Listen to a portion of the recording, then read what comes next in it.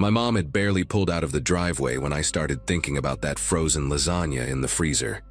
It was a Saturday afternoon in early March, the kind of gray day where the clouds hang so low you feel like you could reach up and touch them. She left me alone for the first time in months, trusting me to handle a few hours by myself while she drove to pick up my grandmother from the airport 2 hours away. At 13, having graduated middle school the previous spring, and now navigating my first year of high school, I felt ready to prove I could be responsible. Our house sat at the end of Birchwood Lane in a quiet suburb outside of Detroit, a 2-story colonial with peeling blue paint and a kitchen that hadn't been updated since the 80s.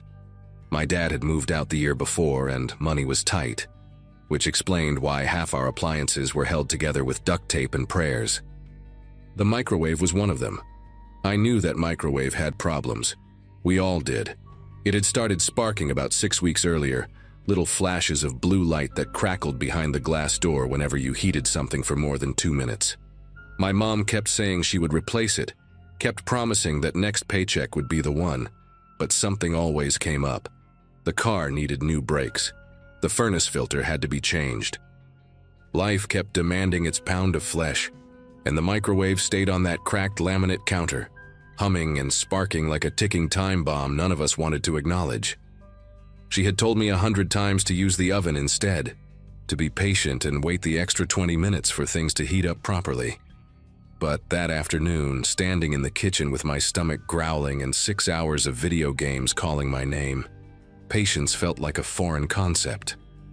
The oven seemed so slow, so unnecessary, when the microwave was right there, ready to give me hot food in 5 minutes flat. I pulled the lasagna from the freezer, a family-sized tray wrapped in plastic with instructions printed in tiny blue letters on the cardboard sleeve. The oven directions said to preheat to 375 degrees, remove the plastic film, and bake for 45 minutes. 45 minutes. That was almost an hour of my life wasted waiting for food when I could be upstairs in my room, controller in hand, grinding through the new campaign my friend Brett had been raving about all week. The microwave instructions were simpler, more appealing. Puncture the film, heat on high for 8 minutes, let stand for 2. I stood there in the kitchen, holding that frozen tray, having a silent argument with myself that lasted maybe 30 seconds. I thought about the sparks, about my mom's voice telling me to be careful, about all the reasons this was a bad idea. Then I thought about how hungry I was, how the sparks never actually did anything, how I'd used the microwave dozens of times since it started acting up, and nothing bad had ever happened. The plastic film made a satisfying pop when I punctured it with a fork. I slid the tray onto the microwave's glass turntable and punched in 8 minutes, watching the green numbers glow against the beige plastic casing. For the first minute or so, everything seemed normal. The turntable rotated slowly, the fan hummed, and I could see the frost on the lasagna starting to melt into little puddles on the surface. I leaned against the counter and pulled out my phone, scrolling through messages from Brett about strategy tips for the game.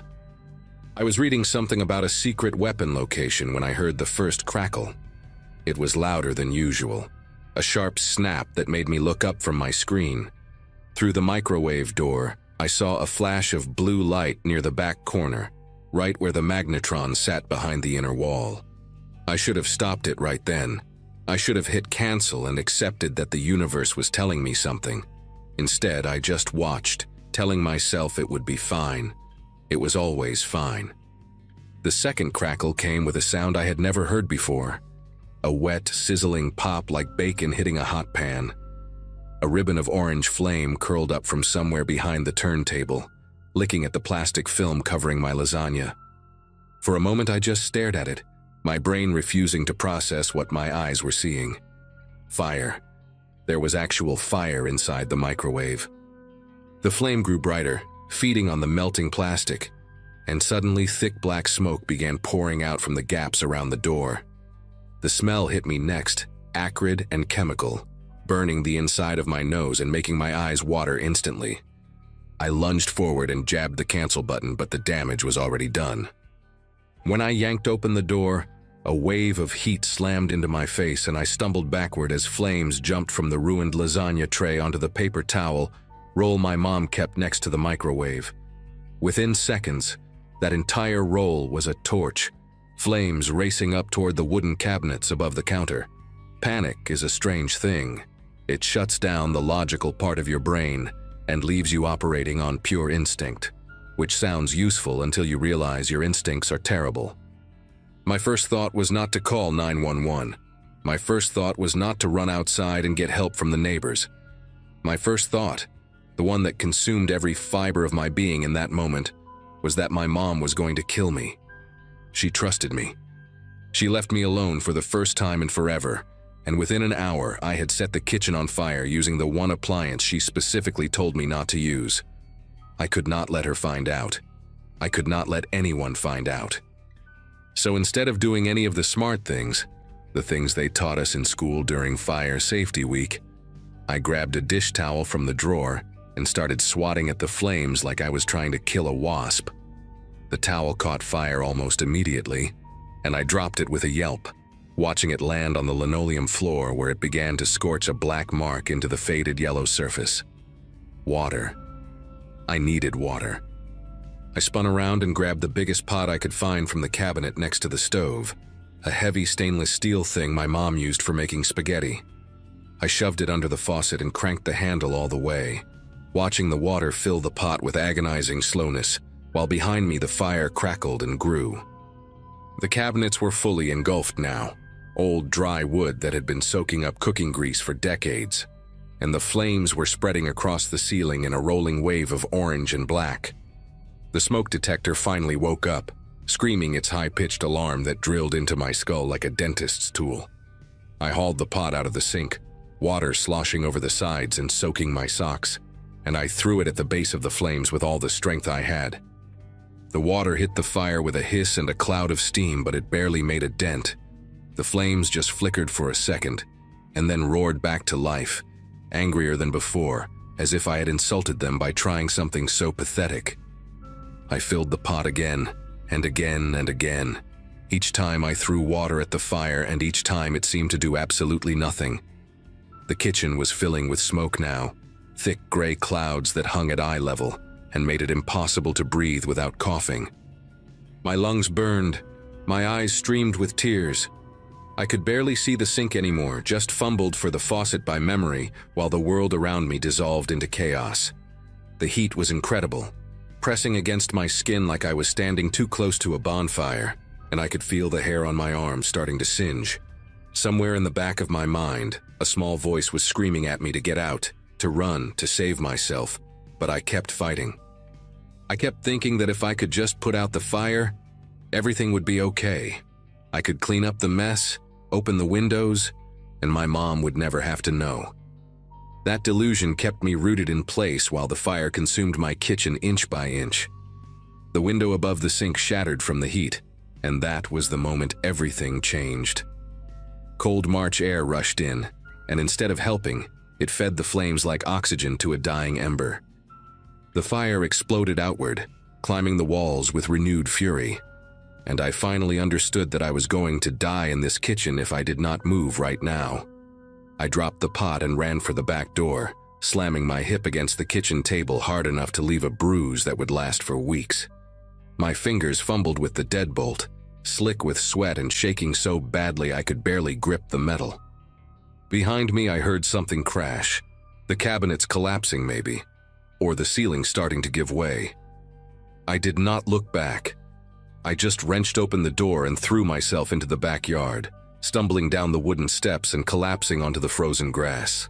The cold hit me like a slap, shocking after the inferno I had just escaped, and I lay there gasping and coughing up black mucus while smoke poured out of my house in thick dark columns that rose toward the gray sky. I do not know how long I lay there before I heard the screaming. It might have been seconds, might have been a minute, but suddenly there was a voice cutting through the roar of the fire and the ringing in my ears. It was Mr. Callahan from next door, a retired firefighter who spent most of his days tending to his vegetable garden and yelling at kids who cut across his lawn. He came running around the side of the house, his face pale and his eyes wide. wearing a flannel bathrobe and slippers like he had just been watching television when the world caught fire. He grabbed me by the shoulders and hauled me to my feet, shouting questions I could barely process. Was anyone else inside? Was I hurt? What happened?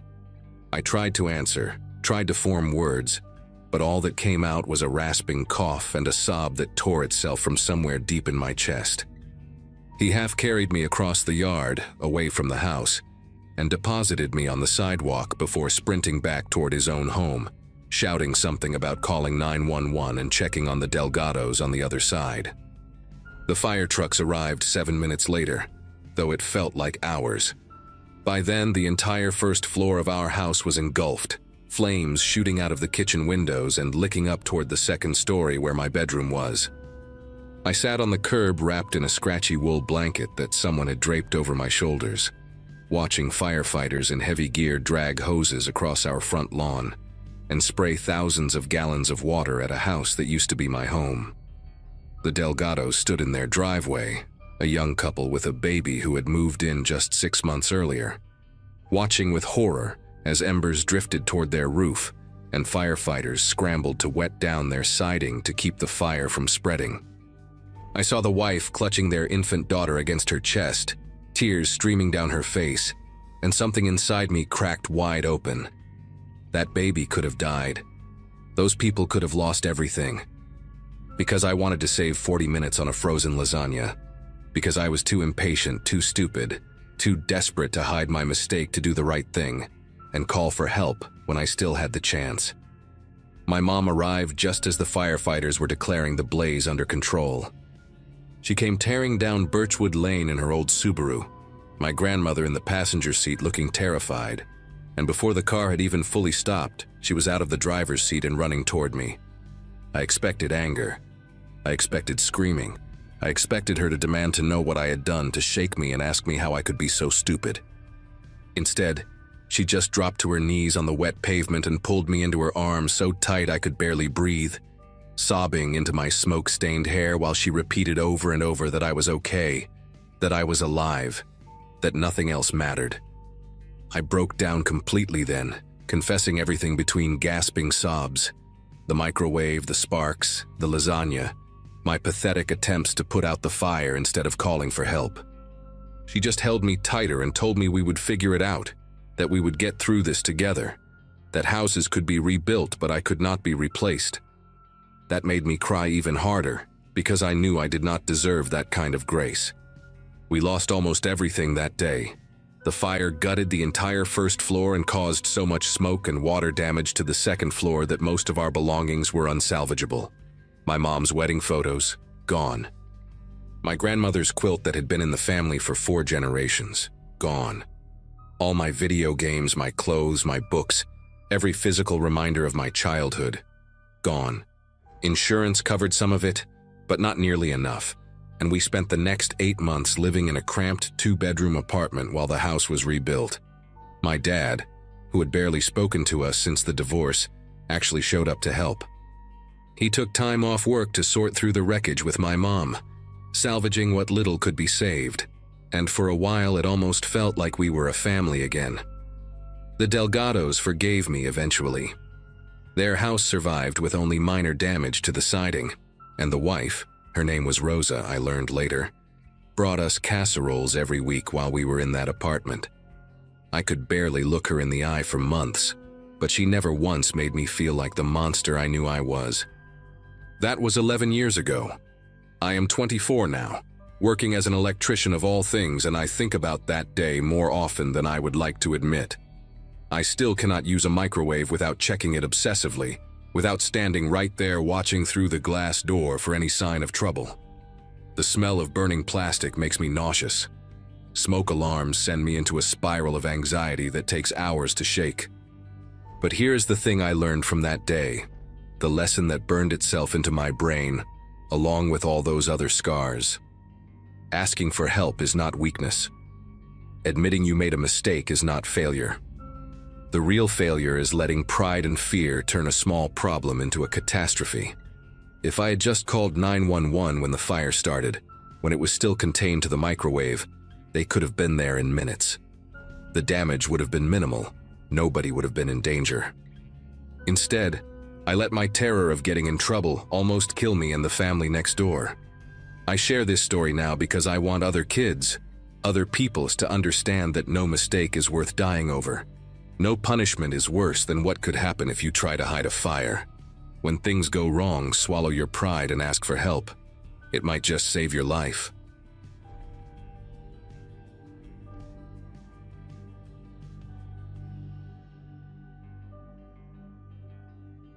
Anyone who has taken a Greyhound at 2 in the morning knows the particular kind of loneliness that settles into your bones when the highway stretches out like a black ribbon under fluorescent rest stop lights.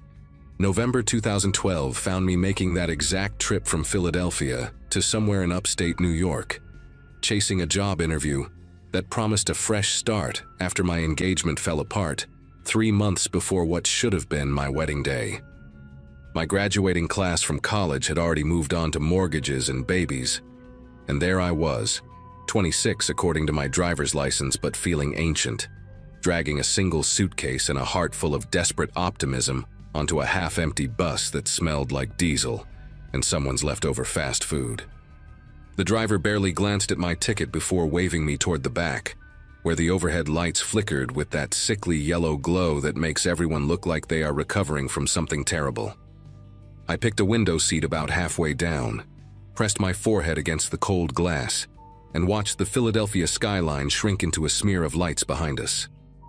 She got on at the Harrisburg stop, right around 3:30 in the morning when my eyelids had started to grow heavy, and the handful of other passengers had already surrendered to uncomfortable sleep.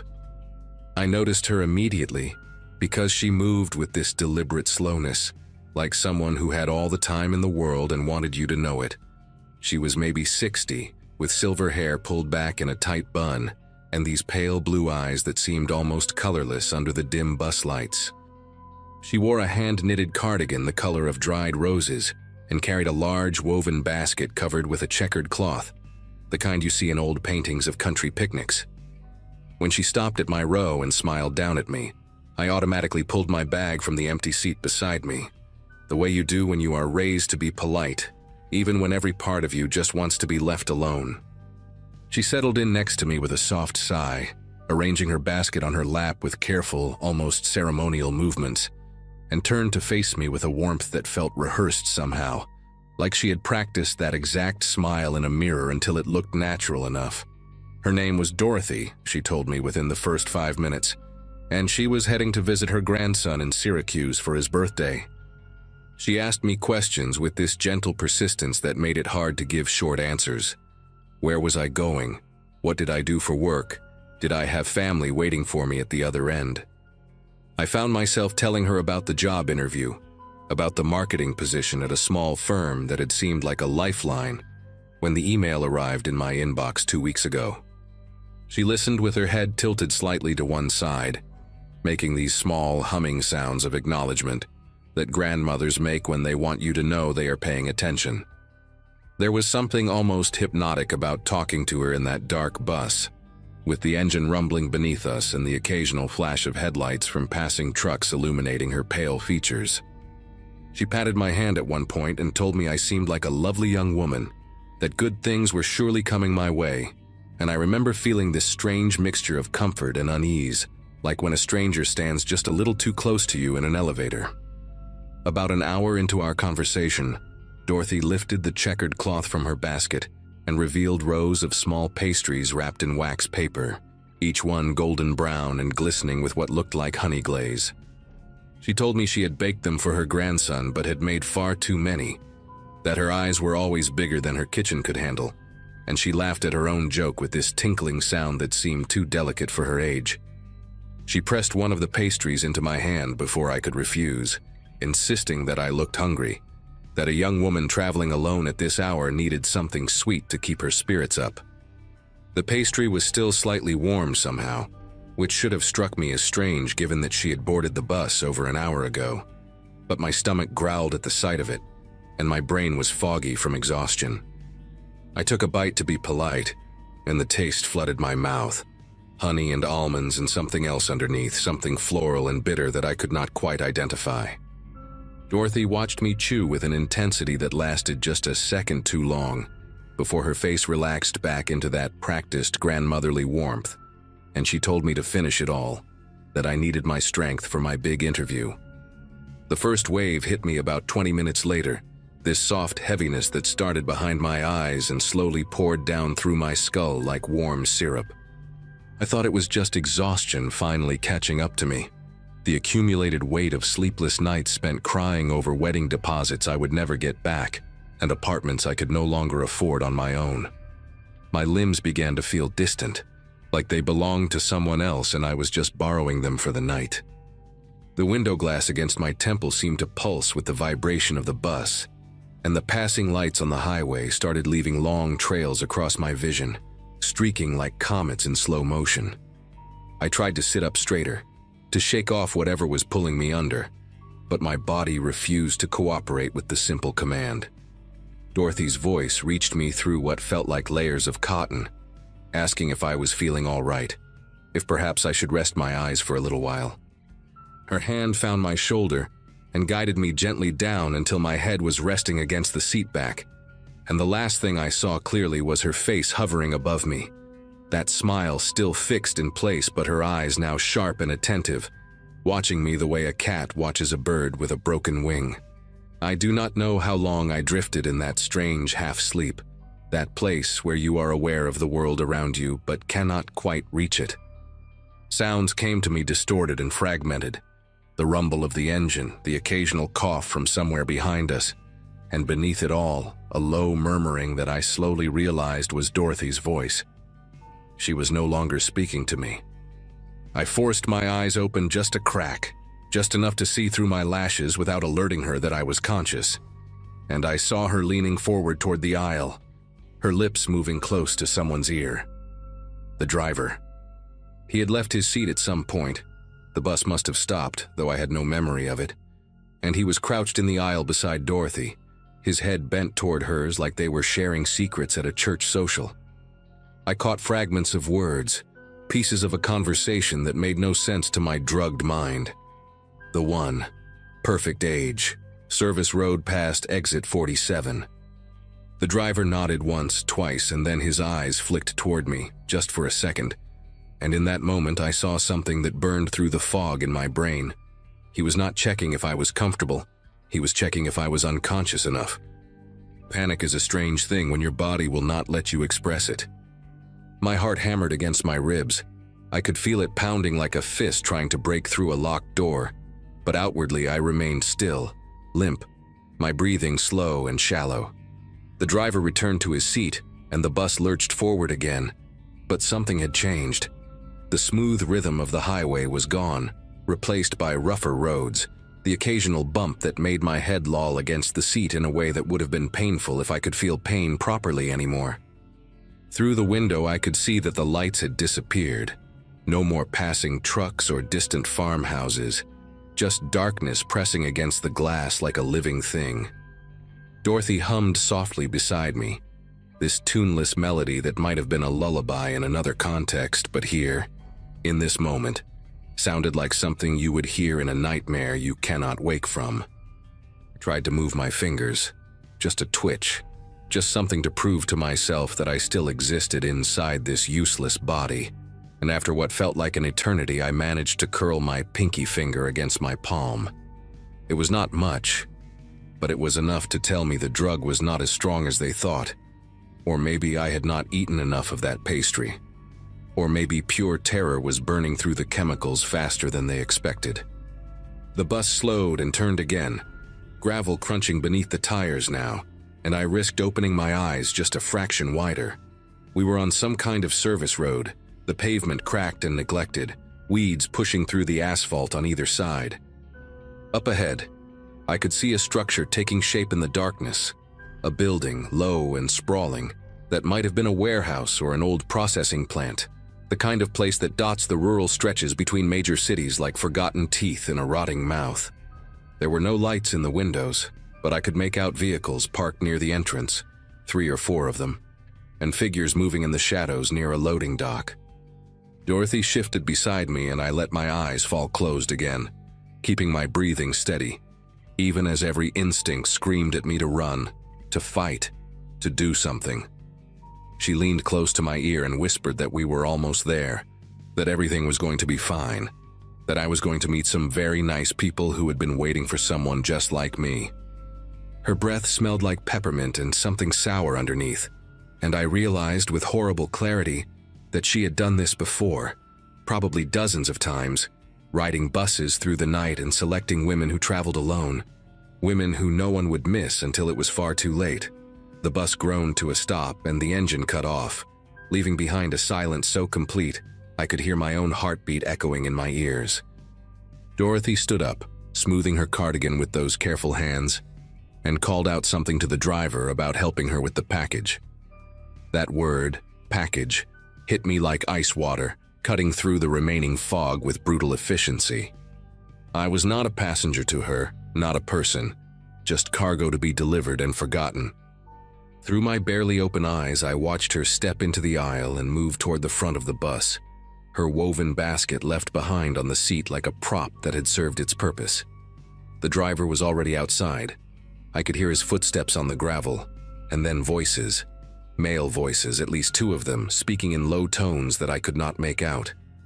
This was my only chance. I knew it with a certainty that came from somewhere primal, somewhere beneath thought or reason. If I let them take me off this bus, if I let them get me inside that building, I would never see daylight again. My mother would spend years wondering what happened to her daughter, filing missing person reports that would go nowhere, holding on to hope that would slowly curdle into grief. I could not let that happen. I refused to let that happen. My body moved before my mind fully committed to the plan.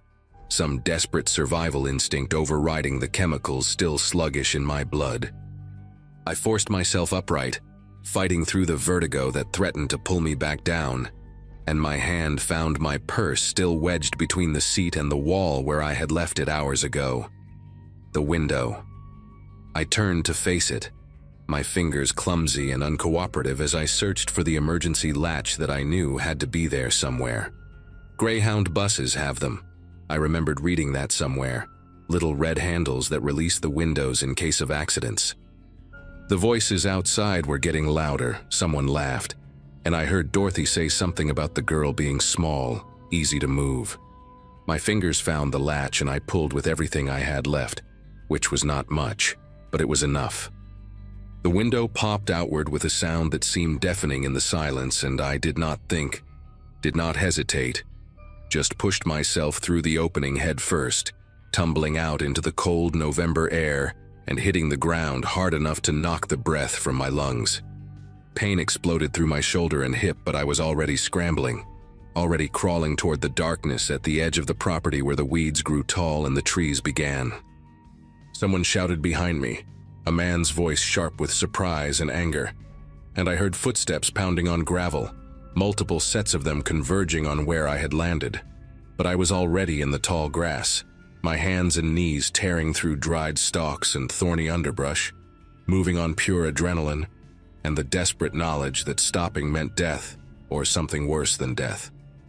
The drug still pulled at me, made every movement feel like I was swimming through syrup. But fear is its own kind of medicine, and mine was potent enough to keep me going. I reached the tree line and forced myself to my feet, using a trunk for support, and then I ran. I ran blindly through branches that whipped my face and roots that tried to catch my ankles. Ran until my lungs burned and my legs screamed for mercy. Ran until the shouts behind me grew distant and confused, spreading out as they searched in the wrong directions. I do not know how long I ran or how far.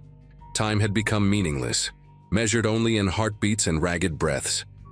But eventually, I stumbled onto a paved road, a real road with faded yellow lines down the center, and I followed it with the last reserves of strength I possessed until I saw lights ahead, a gas station glowing like a beacon in the pre-dawn darkness. The attendant was a young man named Keith. I remember that because I made him tell me 3 times before I believed he was real, before I believed any of it was real. He found me collapsed against the ice machine outside, shaking and covered in dirt and dried blood from a dozen scratches I did not remember getting. He called the police while I sat in the back office wrapped in a blanket that smelled like motor oil and cigarettes. The most beautiful smells I had ever encountered, because they meant safety. They meant survival. The officers who arrived treated me with a skepticism that slowly transformed into horror as I described what had happened. As they drove me back along the route I had stumbled and found the service road, found the warehouse. It was empty by then, of course. Dorothy and the driver and whoever had been waiting for me had vanished like smoke, leaving behind only tire tracks and a single woven basket with a checkered cloth that tested positive for traces of Rohypnol. They never caught them, any of them. The bus company had no record of a driver matching the description I gave, and Dorothy, if that was even her name, existed nowhere in any database the FBI could access. Sometimes I wonder how many women she delivered before me, how many after, how many are still out there in the dark waiting for someone to come looking. I moved back in with my mother after that, took a job at a local bookstore, rebuilt my life one small piece at a time. But I have not taken a bus since that night, and I never will again. And every time I see an older woman with a basket, with that particular kind of grandmotherly smile, I cross to the other side of the street, and I do not look back.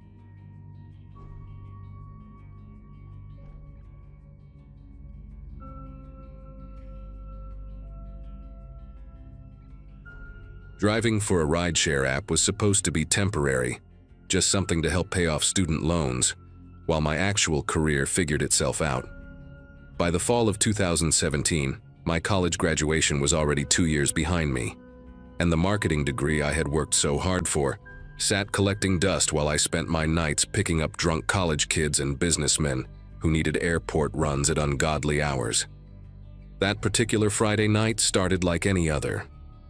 I had logged on around 9, hoping to catch the bar crowd and maybe squeeze in a few decent fares before calling it quits around 2 in the morning.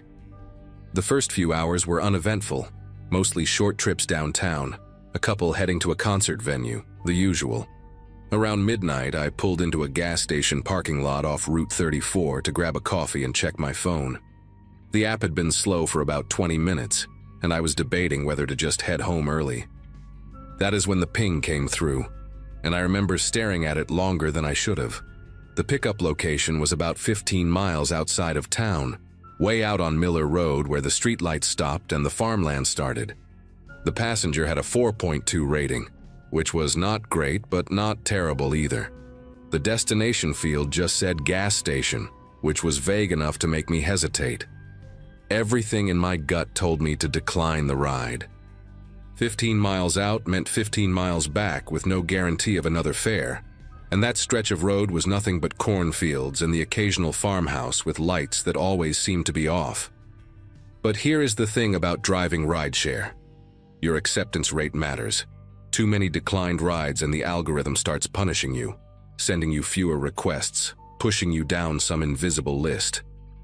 I had already skipped 2 rides earlier that night because of bad vibes, and I could not afford another hit. So I accepted the request, finished my coffee in 3 gulps, and started driving toward the kind of darkness that makes your headlights feel inadequate.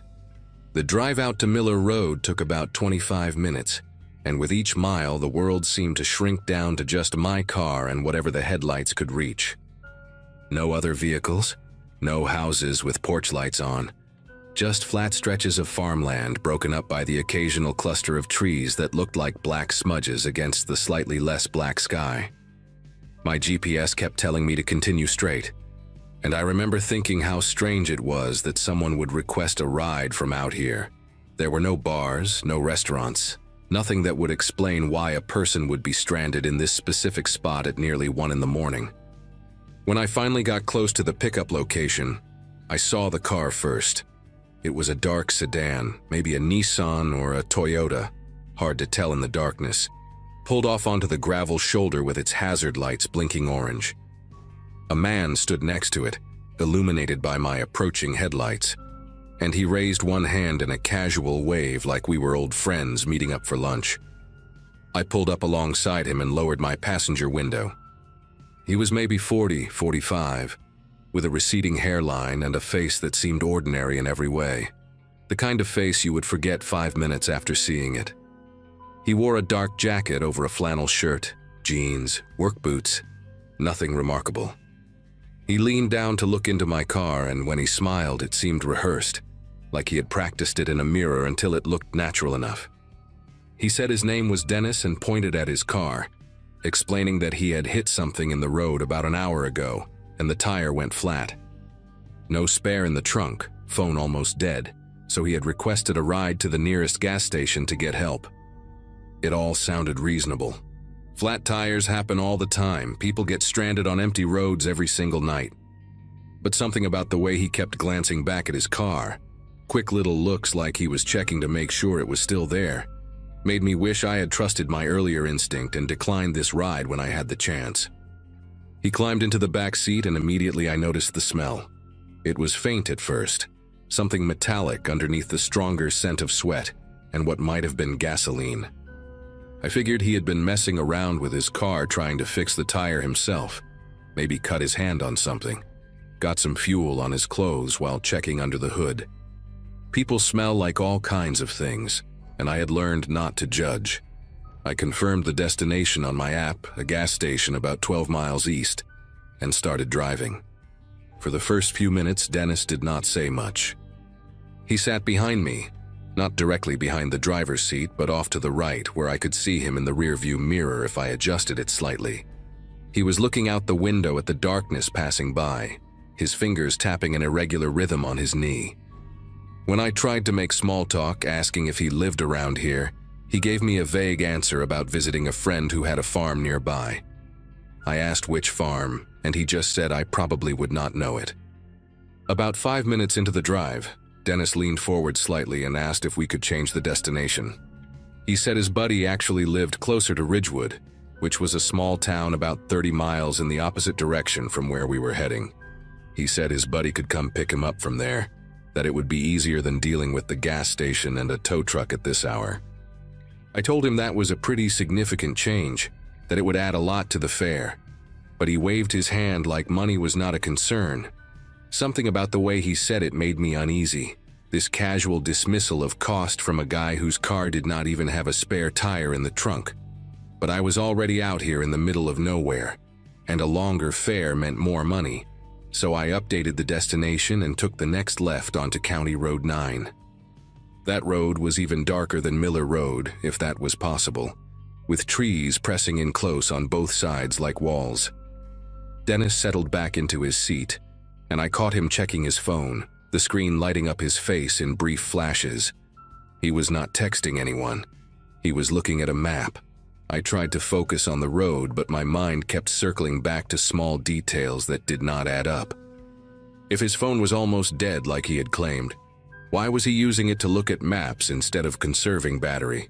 Why change the destination so drastically after I had already started driving? And that smell, that faint copper undertone that I kept catching whenever he shifted in his seat, it was not going away. I adjusted my rearview mirror a few degrees, trying to get a better look at him without being obvious. That is when I noticed his hands. In the glow from a passing farm light, just a quick flash of illumination through the window, I saw that his knuckles were dark with something. It could have been grease, could have been dirt, could have been 100 things, but it did not look like grease. It looked wet. Dennis caught me looking in the mirror, and our eyes met for just a second. He smiled that same rehearsed smile and asked if everything was okay. I told him I was just checking for deer, that they like to jump out on roads like this. He nodded slowly and said that was smart, that a deer could really mess up your night. We drove in silence for another 10 minutes, and the further we got from the main road, the more my chest tightened with a feeling I could not name. Then my phone buzzed with a news alert, and I glanced down at the screen without thinking. Local stations had been pushing notifications all night about a concert and traffic delays, so I expected something routine. Instead, the headline made my foot ease off the gas pedal involuntarily. It said police were responding to a domestic disturbance on Franklin Farm Road, which was maybe 3 miles from where I had picked up Dennis. The article preview mentioned that a woman had called 911, but the call had been disconnected, and when officers arrived, they found signs of a struggle. No suspects, no additional details, investigation ongoing. I looked back up at the road, my grip tightening on the steering wheel. Franklin Farm Road. Dennis had said he was visiting a friend on a farm nearby. He had been vague about which one, had changed the subject when I pressed. And now he wanted me to drive him 30 miles in the opposite direction, away from that area, away from whatever had happened in that farmhouse. My mind started racing through options, none of them good. I could not just stop the car and tell him to get out, not on a dark, empty road with no witnesses and no help for miles. I could not call 911 without him hearing me, and even if I could, what would I say? That my passenger had dirty hands and smelled funny? That he changed his destination? None of it was proof of anything. For all I knew, the news alert was a coincidence, and Dennis really was just some unlucky guy with a flat tire. But I did not believe that anymore. The rational part of my brain kept trying to come up with innocent explanations, but my body had already decided something was wrong. My heart was pounding so hard I could feel it in my throat, and I had to concentrate on keeping my breathing steady so he would not notice. I thought about my sister, about how she always told me this job was dangerous, how she worried every time I did late night shifts. I thought about how no one knew exactly where I was right now except for the app, and the app only showed our destination, not the isolated stretch of county road between here and there. Dennis spoke up suddenly, making me flinch. He asked if I could turn off the air conditioning because he was getting cold. I reached for the controls with a hand that I forced to stay steady, adjusting the temperature even though I had not even turned the AC on. It was October, and the heat was running low. He thanked me in that flat, polite voice and then asked another question, casual as anything. He wanted to know if I had been a ride-share driver for long. I told him about a year, keeping my answers short, trying not to let my voice crack. He said that was interesting, that he bet I met a lot of different people doing this job. I agreed that I did. Then he asked if I ever got scared, picking up strangers late at night in the middle of nowhere. The question hung in the air between us like smoke. I could see his face in the rearview mirror, half lit by the glow of the dashboard, and he was watching me with an expression I could not read. I told him no, that most people were just regular folks trying to get somewhere. He nodded slowly and said that was good, that fear could make people do stupid things. That is when I made my decision. About 2 miles ahead, I knew there was a 24-hour truck stop right off the highway exit, a place called Big Earl's that catered to long-haul drivers and always had at least a dozen rigs parked in its lot at any given hour. I had stopped there before for coffee on slow nights, and I remembered the bright fluorescent lights, the security cameras mounted on every corner, the constant flow of truckers coming and going. If I could get there, I would be surrounded by people and witnesses. I told Dennis I needed to stop for gas, that my tank was getting low and I did not want to risk running out on these back roads. I watched his reflection carefully as I said it, looking for any sign that he knew what I was really doing. His jaw tightened almost imperceptibly, just a tiny flicker of tension, but then he shrugged and said that was fine, that he was not in any particular hurry. The next 15 minutes felt like hours. Every time he moved in the back seat, every time he cleared his throat or shifted his weight, I expected something terrible to happen. I kept both hands on the wheel and my eyes fixed on the road ahead, counting down the miles in my head like a prayer. When the lights of Big Earl's finally appeared through the trees, I almost cried with relief. I pulled into the lot and parked right next to the entrance, under the brightest light I could find, surrounded by at least 8 or 9 parked trucks. I told Dennis I would just be a minute and got out of the car before he could respond, walking quickly toward the building without looking back. Inside, I went straight to the counter and asked the woman working there if I could use their phone, said mine had died. She gave me a strange look but handed over the store phone and I called 911. I told them everything. The pickup location near Franklin Farm Road, the news alert about the disturbance, the stains on his hands, the change in destination, all of it tumbling out in a rush. The dispatcher told me to stay inside and that officers were being sent to my location. I hung up and turned around to look through the window at my car. Dennis was gone. The back seat was empty, the door hanging open. I scanned the parking lot frantically, but there was no sign of him anywhere, like he had just dissolved into the darkness between the trucks. The police arrived about 12 minutes later, 2 squad cars with their lights flashing red and blue across the wet asphalt. I gave them my statement, described Dennis in as much detail as I could remember, told them about the car with hazard lights on Miller Road. One of the officers stepped away to make a radio call, and when he came back, his expression had changed into something harder and more serious. He told me that the disturbance on Franklin Farm Road had been upgraded to something worse. A woman named Constance Pruitt, 41 years old, had been found dead in her kitchen by responding officers. Her estranged husband, Dennis Pruitt, was wanted for questioning. The officer showed me a photo on his phone, a driver's license picture, and my stomach turned when I recognized those ordinary, forgettable features. That face I had been looking at in my rearview mirror for the past hour. They found his car on Miller Road, just like I said, and in the trunk, wrapped in a plastic tarp, they found a hunting knife and a woman's purse with Constance Pruitt's ID inside. He had been using my car to escape, to put distance between himself and what he had done to his wife, and I had almost driven him all the way to freedom. They caught Dennis Pruitt 3 days later at a bus station in New Jersey, trying to buy a ticket to somewhere far away. He was convicted of second-degree murder the following spring and sentenced to 25 years. I followed the trial from a distance, reading articles online but never attending in person. I could not bring myself to sit in that courtroom and look at him again. I quit driving for the rideshare app that same week and never went back. Took a job at a warehouse that paid less but let me sleep at night. Sometimes I still think about that ride, about how close I came to being another part of his story instead of just a witness to it. I think about how I almost ignored my instincts because I was worried about my acceptance rate, about an algorithm punishing me for being cautious. And I think about Constance Pruitt, about how her last moments were spent in her own kitchen with a man she had once trusted enough to marry. I never met her, never even saw a photo beyond what appeared in the news coverage, but I carry her with me somehow.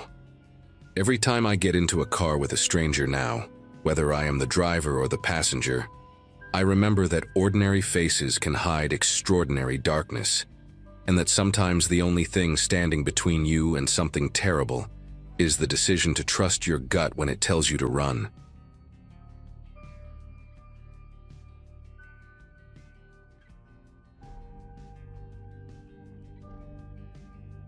Friday afternoon hit different that week, and not in a good way. Both my parents had called within 10 minutes of each other, explaining they were stuck at work until late. Dad had some emergency at the warehouse, and Mom was covering for a coworker at the hospital who had gone home sick. It was just going to be me and my 2 siblings for dinner, and when Mom asked if I could handle making something, I jumped at the chance.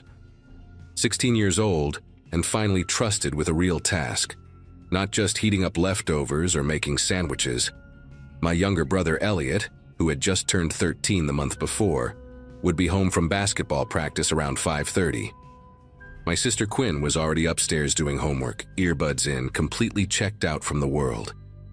I decided right then that I was going to make something impressive. Mom's garlic chicken stir-fry, the recipe she had been teaching me over the past few weeks. I wanted to prove that I could be relied on, that I was growing up, that they could trust me with more responsibility.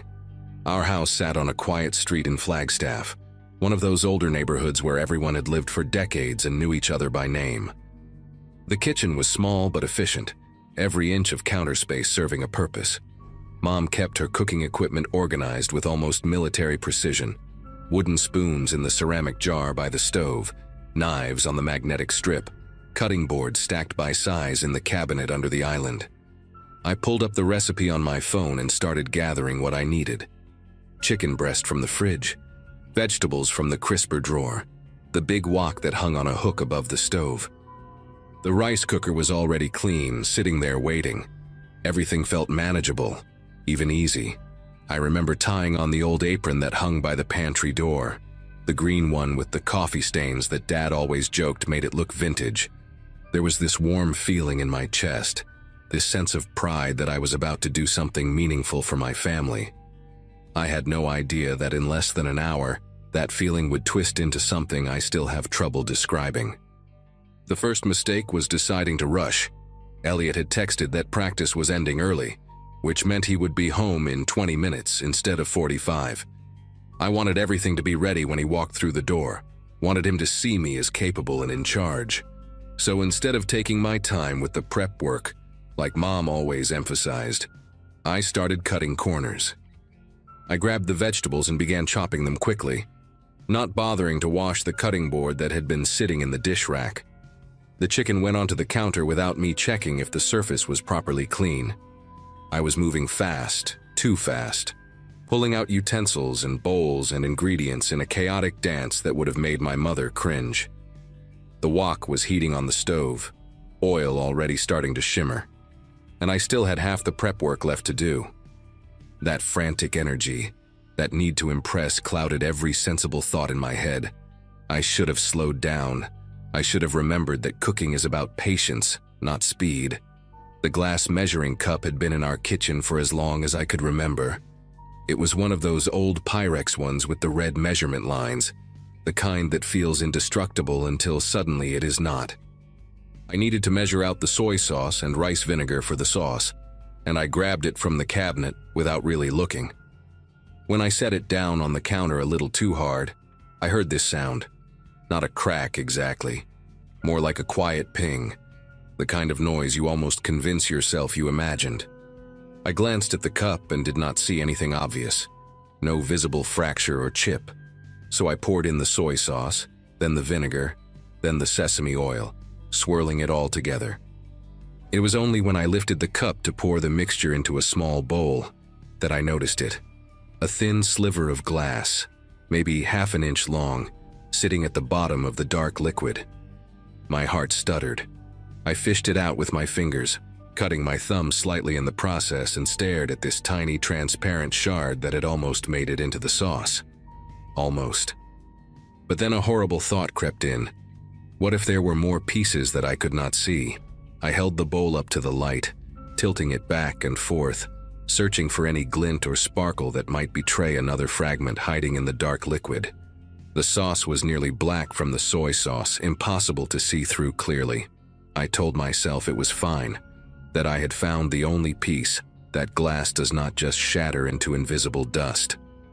But my hands were not steady as I set the bowl down. The logical thing to do would have been to throw out the sauce and start over. We had more soy sauce, more vinegar, more of everything I needed. It would have taken 5 extra minutes, maybe less. But Elliot was going to be home any second, and Quinn would come downstairs expecting food, and I had already wasted time. The sauce looked fine. It smelled fine. I had removed the piece I found. In that moment, standing alone in the kitchen with the wok hissing behind me, I made a decision that I would regret for a very long time. I decided to use the sauce anyway. The cooking itself went smoothly, almost mockingly so. The chicken sizzled perfectly when it hit the hot oil, turning golden brown in all the right places. The vegetables kept their crunch, their colors bright and appealing. When I poured the sauce over everything, it coated each piece beautifully, filling the kitchen with that familiar garlic and ginger smell that always made our house feel like home. I heard the front door open just as I was transferring everything to the big serving bowl, and Elliot's voice called out asking what smelled so good. Quinn came padding down the stairs a minute later, actually taking out her earbuds for once, drawn by the aroma. They both stood in the kitchen doorway looking impressed, and I felt this surge of pride that almost drowned out the gnawing anxiety in my gut. I served them each a plate, rice on one side, stir-fry piled high on the other. We sat down at the kitchen table together, and as I watched my brother and sister raise their forks, something cold and sharp settled in my chest. What had I done? Every single bite they took felt like a countdown to disaster. Elliot was shoveling food into his mouth the way 13-year-old boys do, barely chewing, talking between bites about some kid on his team who could not make a free throw to save his life. Quinn ate more slowly, scrolling through her phone with one hand, but she was still eating, still swallowing pieces of chicken and vegetables that might contain microscopic shards of glass. I pushed my own food around the plate, unable to bring myself to actually eat any of it. My appetite had vanished completely, replaced by this sick, twisting feeling that made my stomach clench every time I heard one of them chew. I kept waiting for something to happen. A sudden yelp of pain, a hand flying to a mouth, blood. The rational part of my brain kept insisting that everything was fine, that I was overreacting, that one tiny chip from a measuring cup could not possibly have contaminated an entire batch of sauce. But the other part, the part that would not shut up, kept reminding me that glass can slice through soft tissue like butter, that internal cuts can cause bleeding you cannot see until it is too late. Elliot asked me why I was not eating, and I had to come up with a lie on the spot. I told him I had been snacking while cooking and was not that hungry, which he accepted without question. Quinn did not even look up from her phone. They had no idea, no clue at all, that I was sitting there watching them like a hawk, scanning their faces for any sign of distress. Every time Elliot paused mid-chew, my heart lurched. Every time Quinn took a sip of water, I wondered if she was trying to wash down something sharp that had scraped her throat. The minutes stretched out like hours, each one filled with this unbearable tension that I could not release.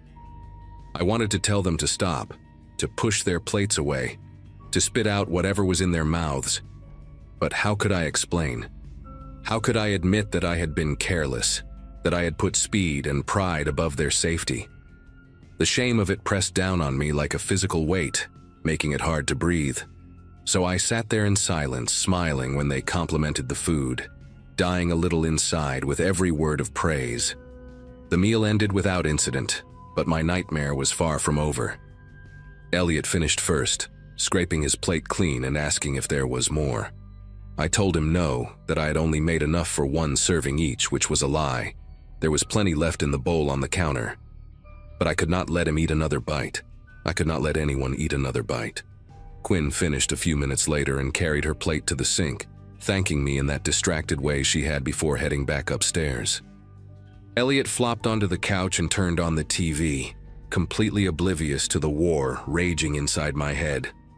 I started cleaning up, moving mechanically, rinsing dishes and wiping counters while my mind spiraled through worst-case scenarios. I kept thinking about those medical shows my mom watched, the ones where patients came in with mysterious internal bleeding that nobody could explain.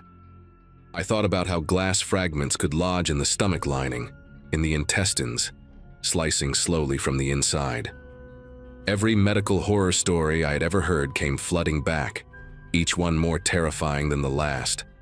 I threw away the leftover stir-fry, all of it. I scraped the serving bowl into the trash and buried it under paper towels so nobody would see. The measuring cup went into the garbage too, wrapped in newspaper so the broken edge would not cut through the bag. I was destroying evidence, I realized, like some kind of criminal covering their tracks. But what else could I do? If I told the truth now, after they had already eaten, it would only cause panic without changing anything. The damage, if there was any damage, was already done. My phone buzzed with a text from Mom saying they would be home around 9:30, asking how dinner went. I typed back that everything was great, that the stir-fry turned out perfect, that Elliot and Quinn loved it. Each word felt like a betrayal. I was lying to everyone now. My siblings, my parents, myself. And the worst part was that I could not stop, because stopping meant admitting what I had done. And admitting what I had done meant facing the possibility that I had hurt the people I loved most in the world. The hours that followed were the longest of my life. I sat in the living room with Elliot, pretending to watch whatever show he had put on, but my eyes kept drifting to him every few seconds. I was watching for signs. A hand pressed to his stomach, a wince of discomfort, anything that might indicate something was wrong inside him. He seemed fine, laughing at the screen, completely relaxed. Upstairs, Quinn was quiet in her room, which was normal for her, but tonight every silence felt ominous. I made excuses to walk past her door, listening for any sounds of distress. Around 8:30, Elliot complained that his stomach felt weird. and I nearly came apart right there on the couch. I asked him what kind of weird, trying to keep my voice steady, and he shrugged and said he probably just ate too fast. Then he burped loudly and laughed about it, and the moment passed, But for those few seconds, I had been absolutely certain that this was it, that the glass had done its damage, that I was about to watch my little brother collapse in pain because of my stupid, selfish decision to cut corners. My parents came home just after 9, tired but cheerful, asking about dinner and praising me for stepping up. Mom hugged me and said she was proud, that this was a big step toward independence. Dad ruffled my hair and joked that maybe I could take over cooking duties permanently. I smiled and accepted their praise, feeling like the worst person alive. That night, I barely slept. I lay in bed staring at the ceiling, listening for any sound from Elliot's room next door, any indication that something was wrong. I kept my phone clutched in my hand, ready to call for help at the first sign of trouble. The guilt was suffocating, this thick black weight pressing down on my chest, making every breath feel earned. I had gambled with my family's safety because I was too embarrassed to admit a mistake, too proud to start over, too eager to impress. And now all I could do was wait and hope that I had not destroyed everything with one careless, cowardly choice. The next morning came slowly, gray light creeping through my blinds after what felt like an eternity of darkness.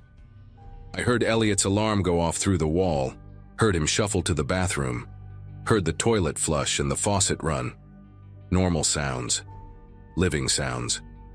I got up and found Quinn already in the kitchen, pouring cereal, looking exactly the same as she always did on a Saturday morning. Elliot came downstairs a few minutes later, complaining about having to go to an early practice, but otherwise completely fine. No pain, no blood, no emergency. I watched them both eat breakfast, searching their faces one more time for any hint of suffering, and found nothing. The relief that washed over me was so intense I had to grip the counter to stay upright. They were okay. Somehow, impossibly, they were okay. The glass must not have made it into the food, or maybe there had only been that one piece after all. I would never know for certain, and that uncertainty would stay with me for a long time. But in that moment, standing in the morning light of our kitchen, I made a promise to myself. Never again would I let pride or embarrassment push me into a decision that could hurt someone I loved. I never told my family what happened that night. Part of me still thinks I should have, that they deserve to know the risk I put them in, even if nothing came of it. But the moment passed, and days turned into weeks, and eventually it felt too late to bring it up. What I did do was change.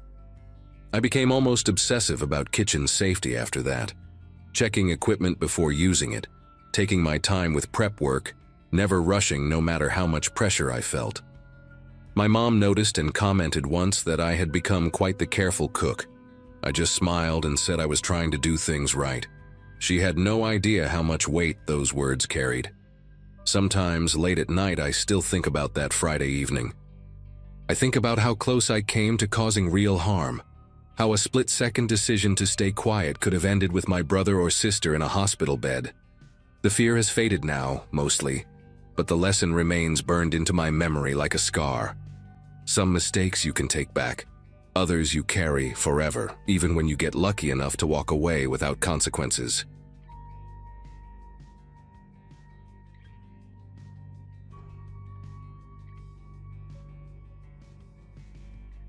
Finding affordable housing in Denver had become my personal nightmare long before I met the person who would turn my actual life into one. My graduating class from college in 2015 had scattered across the country chasing careers, but I stayed behind working retail management at a sporting goods store, watching rent prices climb every single year while my paycheck stayed flat. By the spring of 2023, my landlord announced he was selling the duplex where I had lived for 4 years, and suddenly I had 60 days to find somewhere new. Every apartment I toured wanted first month, last month, security deposit, and proof of income at 3 times the rent. My savings account had maybe $2,000 in it. My parents lived in Arizona on a fixed income and could not help. I started looking at shared housing situations out of pure desperation, scrolling through listings late at night after closing shifts, hoping to find something that would not drain every dollar I earned. The ad for the house on Sycamore Drive seemed almost too good. A 3-bedroom place where one tenant had just moved out, leaving a furnished room available for $600 a month, utilities included. The current resident was a guy named Darren Whitfield, who described himself as quiet, clean, and respectful of boundaries. I messaged him on a Saturday morning and he responded within minutes, inviting me to come see the place that afternoon. When I pulled up, the house looked decent enough from the outside. A small single story with beige siding, a chain-link fence around a patchy yard. Nothing fancy, but nothing falling apart either. Darren answered the door wearing khaki pants and a plain blue polo shirt, his brown hair neatly combed, his handshake firm but not aggressive. He spoke softly, almost too softly, and I remember leaning in slightly to hear him as he showed me around the kitchen and living room. Everything was tidy. He asked about my job, nodded politely at my answers, and mentioned he worked remotely doing data entry for an insurance company. When I asked about a background check or lease agreement, he waved his hand and said the landlord was pretty relaxed about that stuff, just needed rent on the first of each month in cash or Venmo. I should have asked more questions. I should have demanded paperwork. But $600 a month with utilities and a move-in date of next week. I signed nothing, shook his hand, and told him I would bring my stuff over the following Friday. The first 2 weeks were fine, even pleasant. Darren kept to himself mostly, spending long hours in his room with the door closed, and when we crossed paths in the kitchen or hallway, he would give me a small nod or ask how my day went in that same quiet voice. I started to think I had lucked out. My bedroom was small but comfortable, with a window that looked out onto the backyard and a lock on the door that actually worked. I bought a mini fridge so I would not have to share the main one, set up my laptop on the desk Darren had left in the room, and started to settle into a routine. Work, home, dinner, sleep, repeat.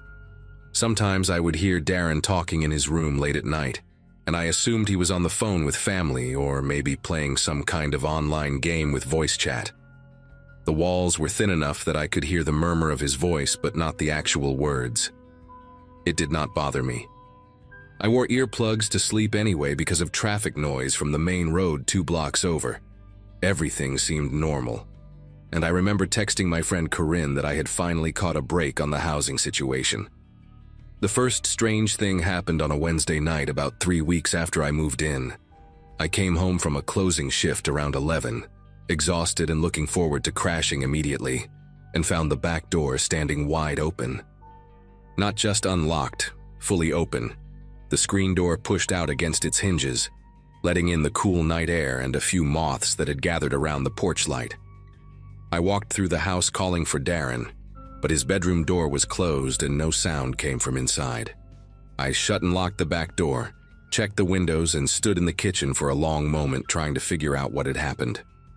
When I knocked on Darren's door to ask if he had left it open, he answered after almost a full minute, his hair messy like he had been sleeping, blinking at me with this confused expression.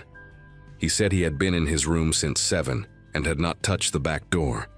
His voice was calm, almost too calm, like he was reciting something he had rehearsed. I told myself that maybe I had not locked it properly when I left that morning, that the wind could have pushed it open, that there had to be a reasonable explanation. I went to bed but kept my own door locked, and I did not sleep well that night, listening for sounds in the hallway that never came. After that night, I started paying closer attention to things around the house, and that is when I began noticing details that I had previously overlooked or dismissed. My toothbrush would be in a different spot on the bathroom counter than where I had left it. A jacket I always hung on the back of my desk chair ended up draped across my bed. One morning I found my wallet sitting on the kitchen table even though I distinctly remembered leaving it on my nightstand before falling asleep. Small things, the kind of stuff you can easily convince yourself you imagined or forgot about. But they kept happening, 2 or 3 times a week, and each time I felt this creeping sensation that someone had been in my space while I was gone or asleep.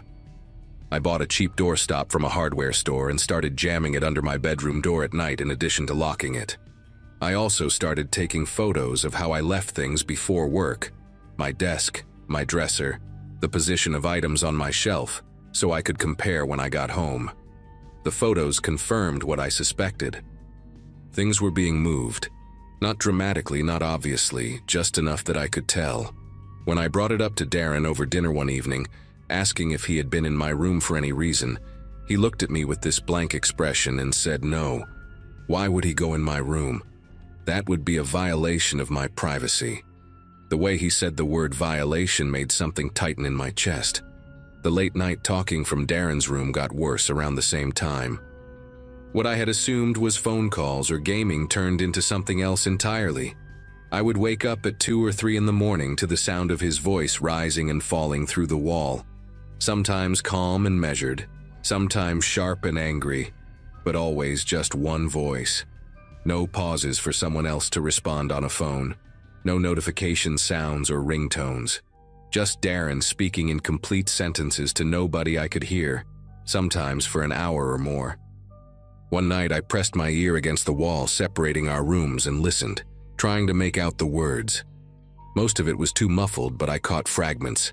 Something about being watched. Something about trust. A name I did not recognize repeated over and over. Then suddenly the talking stopped mid-sentence, and I heard footsteps cross his room toward the wall where I was listening. I pulled back and held my breath. The footsteps stopped. Neither of us moved. After what felt like 5 minutes but was probably 30 seconds, I heard him walk back to his bed, and the springs creaked as he lay down. I did not sleep the rest of that night. I just sat on my bed with the lights off, watching my door, wondering what kind of person I had moved in with and why I was still there. The strangers started showing up in early June. The first one came on a Sunday afternoon while I was doing laundry in the garage. I heard the doorbell, then voices in the living room, and when I came inside I found Darren talking to a heavyset man in a stained gray hoodie who I had never seen before. They both went silent when I walked in. Darren introduced him as an old friend from high school, but the man did not offer his name or shake my hand, just stared at me with these flat, empty eyes until I excused myself and went back to my room. He was gone an hour later, and Darren never mentioned him again. Over the following weeks there were others. A woman with bleached blonde hair and scabs on her arms who arrived at midnight and left before sunrise. A skinny kid who could not have been older than 19, pacing on the front porch and smoking cigarettes until Darren let him in. An older guy with a neck tattoo who showed up 3 different times and always went straight to Darren's room with a backpack that looked full when he arrived and empty when he left. I never learned any of their names. I never saw money exchange hands, but I knew what I was probably looking at, and it terrified me to think about what Darren might be involved in, what might be happening in the room next to mine, while I tried to pretend everything was fine. I should have left. I know that now, and I knew it then, but every time I opened my laptop to search for new apartments, I saw the same impossible numbers that had driven me to Sycamore Drive in the first place. First month, last month, security deposit, application fees, credit checks. My savings had not grown since moving in. If anything, unexpected car repairs and a root canal had drained them further. I calculated what it would take to move into even the cheapest studio apartment in Denver, and came up short by at least $800. My credit score was not great after some mistakes in my early 20s, which meant most landlords would reject my application anyway. I thought about asking Corinne if I could crash on her couch, but she lived in a 1-bedroom with her boyfriend, and I could not impose on them like that. I thought about calling my parents, but the shame of admitting I had made such a stupid decision, moving in with a stranger without any paperwork or background check, kept me from picking up the phone. So I stayed. I told myself I would save aggressively for 2 months, build up enough cushion to get out, and in the meantime I would just keep my head down and avoid Darren as much as possible. I installed a security camera app on an old phone and positioned it on my bookshelf facing my door, set to record whenever it detected motion. I bought a heavy-duty lock for my bedroom door and installed it myself one afternoon while Darren was out. I thought these precautions would be enough. I thought I could manage the situation until I had the money to escape. I was wrong about that too. The night everything changed started like any other Friday. I came home from work around 9, heated up leftover Chinese food, and went straight to my room to avoid any interaction with Darren. I could hear him moving around the kitchen, cabinets opening and closing, the faucet running, normal domestic sounds that should have been comforting but now made me tense. Around 11, I turned off my lights and got into bed, wedging the doorstop under the door, and checking that my phone was charged in case I needed to call for help. I fell asleep faster than usual, exhausted from a brutal week of inventory at the store. What woke me was not a sound but a sensation, a change in the air, a presence, something primitive in my brain screaming that I was not alone. I opened my eyes, and in the thin light bleeding through my curtains, I saw my bedroom door standing open. The doorstop was on the floor 3 feet away. The heavy-duty lock I had installed myself, the one that required a key from the outside, was hanging loose from the frame, the screws ripped out of the wood, and standing in my doorway, perfectly still, was Darren. He was just watching me. Not moving, not speaking, just standing there in boxer shorts and a white undershirt, his arms hanging limp at his sides, his face completely expressionless in the shadows. I do not know how long he had been there before I woke up. I do not know what he had been doing or planning to do. I sat up and said his name, trying to keep my voice steady, and he tilted his head slightly like a dog hearing a strange noise. Then he turned and walked back down the hallway to his room without a single word. I did not go back to sleep. I sat in my bed with every light on, my phone in my hand, my thumb hovering over the emergency call button, waiting for something else to happen. When the sun came up, I packed a bag with everything important: laptop, documents, medications, a few changes of clothes, and left it by my window in case I needed to escape quickly. I knew I should call the police, but what would I even say? My roommate stood in my doorway. He had not touched me, had not threatened me verbally, had not taken anything. I could already imagine the dispatcher's voice, polite but dismissive, telling me there was nothing they could do about a weird roommate. So instead, I called in sick to work and spent the day at a coffee shop, researching my options. Tenant rights, restraining orders, emergency shelters, anything that might help me get out. The information blurred together on my screen. Most resources assumed you had a lease, which I did not. Most advice assumed you had somewhere else to go, which I did not. I texted Corinne and told her something was wrong with my living situation, without giving details. She offered to let me stay for a night or two if things got really bad, but I could hear the hesitation in her voice even through text. I told her I would figure it out. I told myself the same thing. Around 6 in the evening, I drove back to Sycamore Drive because I had nowhere else to go, and because all my stuff was still there, and because some stubborn part of me refused to believe that the quiet, polite man who had shown me around the house 2 months earlier could actually be dangerous. When I pulled into the driveway, I noticed a car I did not recognize parked on the street in front of the house.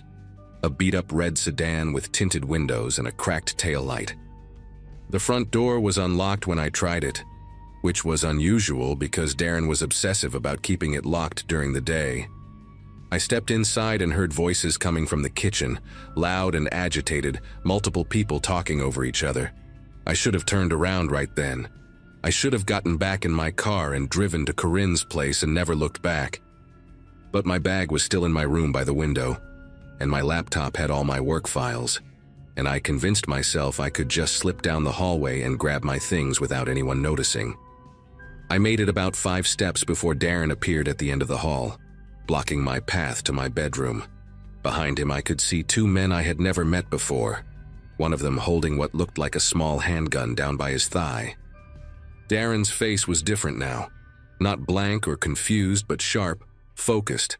His eyes locked onto mine with an intensity that made my legs feel weak. He asked me where I had been all day. He asked me if I had talked to anyone about him. He asked me what I had told Corinne in my text messages. The fact that he knew her name, that he had been reading my messages somehow, sent a wave of nausea through my stomach. I told him I was just grabbing some things and leaving for good, that I would not cause any trouble.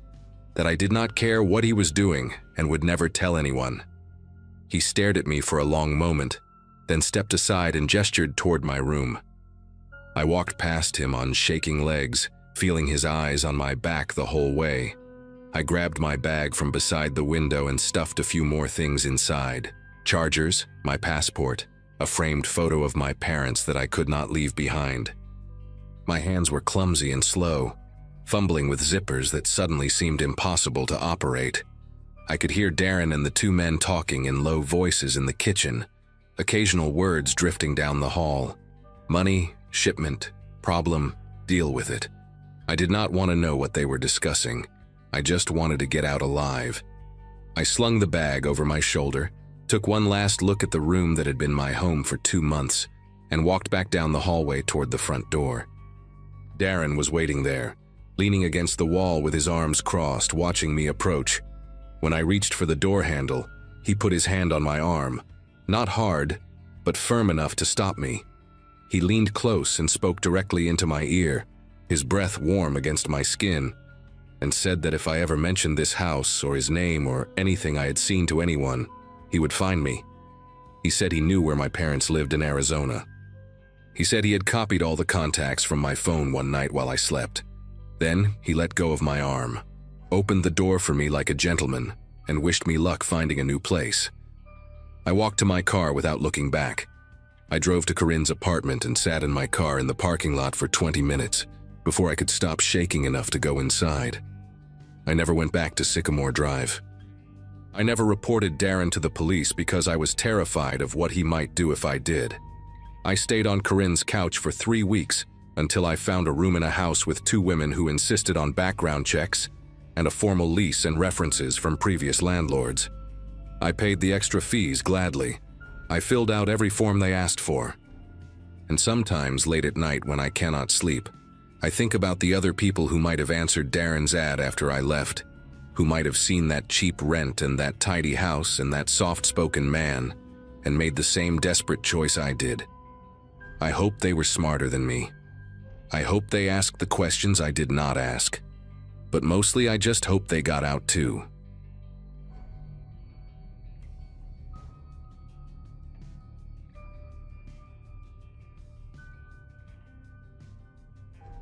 Co-workers used to joke that I walked faster than anyone they knew. Born and raised in Chicago, class of 2014, you learn to move through the city with purpose, or you become an easy target. That Tuesday night in September 2023, I had stayed late finishing inventory at the bookstore where I worked as assistant manager. The L would have been the smart choice, but the apartment was only a 20-minute walk from the shop. And after 8 hours surrounded by fluorescent lights and dusty shelves, I wanted the night air. The streets in Lincoln Park are generally safe, well lit for the most part, full of young professionals walking their dogs and couples heading home from dinner. I had made this walk hundreds of times without incident. I grabbed the jacket, locked the front door, and started down the familiar route I could have navigated blindfolded. The first 10 minutes were completely unremarkable. I passed the Thai place on the corner that always smelled like lemongrass, nodded at the bartender smoking outside Murphy's pub, watched a group of college kids stumble out of an Uber laughing about something on one of their phones. Normal Tuesday night stuff. The temperature had dropped since afternoon, and I pulled the jacket tighter, thinking about the leftover pasta waiting in the fridge and the new episode of that true crime podcast everyone at work kept recommending. I turned onto Waverly Street, a quieter stretch lined with brownstones and old oak trees. Halfway down the block, I noticed a man sitting alone on one of the wooden benches near the small community garden. He appeared to be in his 50s, wearing a dark green jacket and khaki pants, hunched forward with his face illuminated by the glow of a phone screen. I made a mental note of him the way you do when you are a woman walking alone at night, then shifted the path slightly toward the curb to give him space as I passed. "Excuse me, miss?" His voice was polite, almost apologetic. I kept walking, pretending not to hear, which is the standard protocol drilled into every woman since childhood. Do not engage, do not stop, keep moving. But then he added, "Please, I just need help with something on this phone. The screen is too dark and these old eyes cannot make out the letters." I slowed down against every instinct screaming at me to continue. He sounded frustrated, helpless even, like someone's grandfather struggling with technology. I glanced back and saw him squinting at the device, holding it at arm's length the way older people do when they cannot find their reading glasses. The streetlight above him was flickering weakly, casting his face in intermittent shadow. Against all the rules I had internalized over the years, I felt a pang of guilt for ignoring him. What if he genuinely needed directions? What if there was an emergency and he could not read an important message? I stopped about 8 feet away from the bench, keeping what felt like a safe distance. "What do you need help with?" The words left my mouth before I could reconsider. He looked up with an expression of genuine relief, smile lines crinkling around his eyes. He had a weathered face, the kind that suggested years of outdoor work, and gray hair cropped short beneath a faded baseball cap. "Oh, thank you so much," he said, gesturing at the phone. "This thing keeps asking me to verify something and I cannot read what it says. The font is so small these days, you know.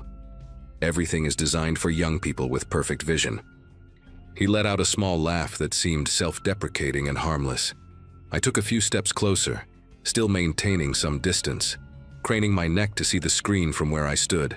The phone displayed some kind of login page with tiny text. "It says, 'Enter your verification code,'" I told him. "There should be a text message with a number." "A text message?" He frowned at the screen, then started scrolling slowly with his index finger. "How do I get to those? Is that the little envelope icon?" He angled the phone toward me, and I found myself leaning in slightly to get a better look. "No, that one there," I said, pointing without thinking. "The green one with the white bubble." He fumbled with the screen, tapping the wrong app twice before finally opening messages.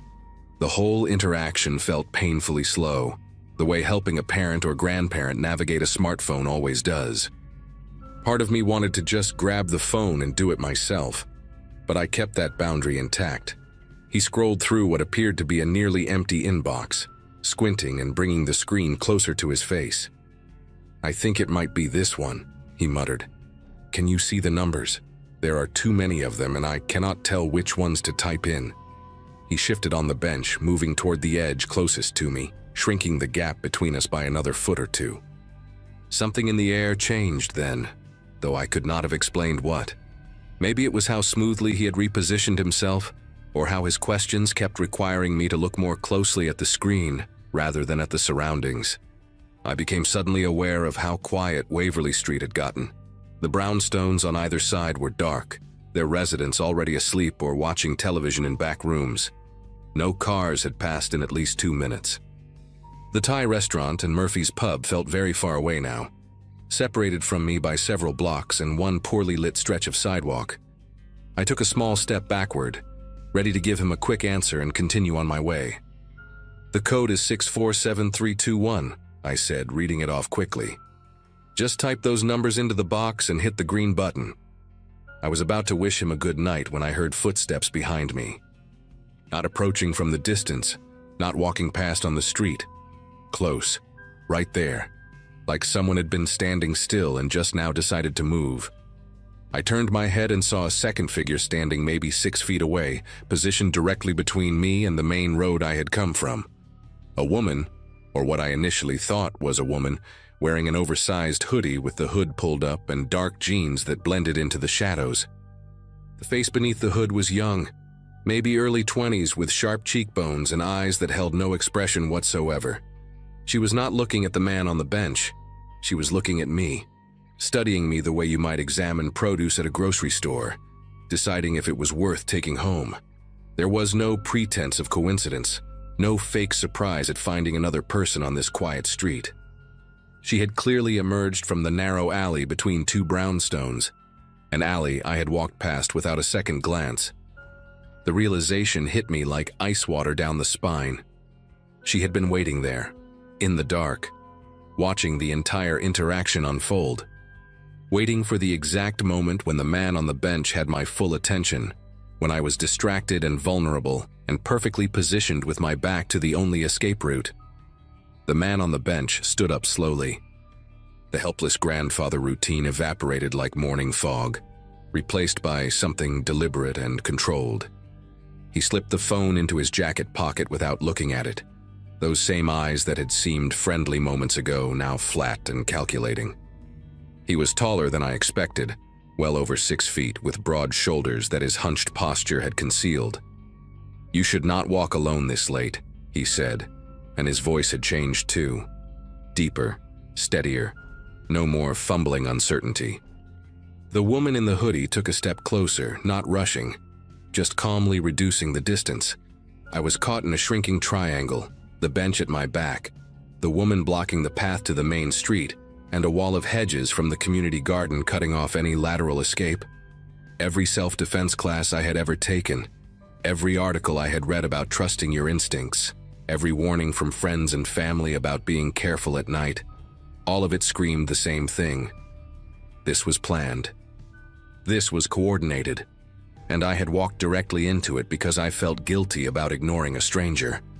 The next few seconds stretched into something elastic and surreal. The man took a step toward me, and the woman mirrored his movement from the opposite direction. Neither of them spoke. Neither of them rushed.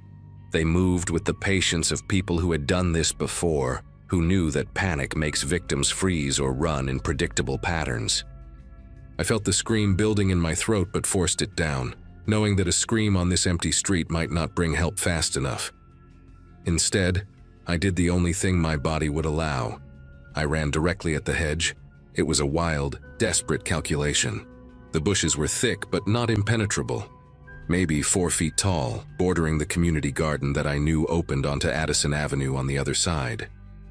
I heard the woman curse behind me as I crashed into the branches, thorns tearing at my jacket and scratching my face, my hands pushing through leaves and woody stems with strength I did not know I possessed.